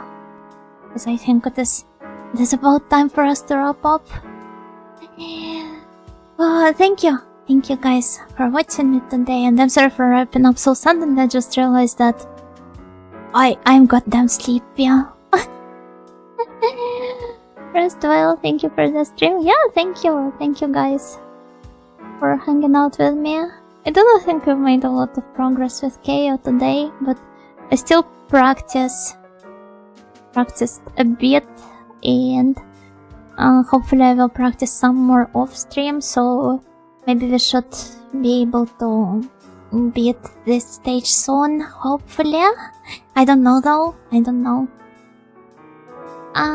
but the game is resisting us, but sooner or later it will be defeated, like that SOS ship.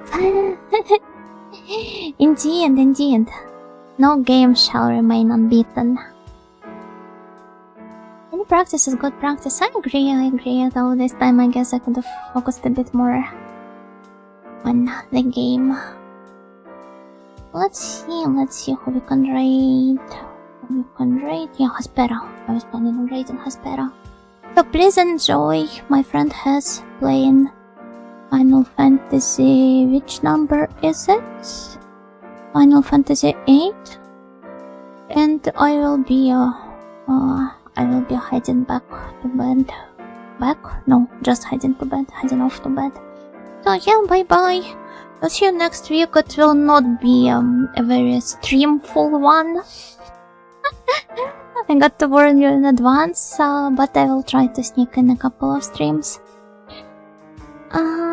Starts in June though, however, I think I should be able to...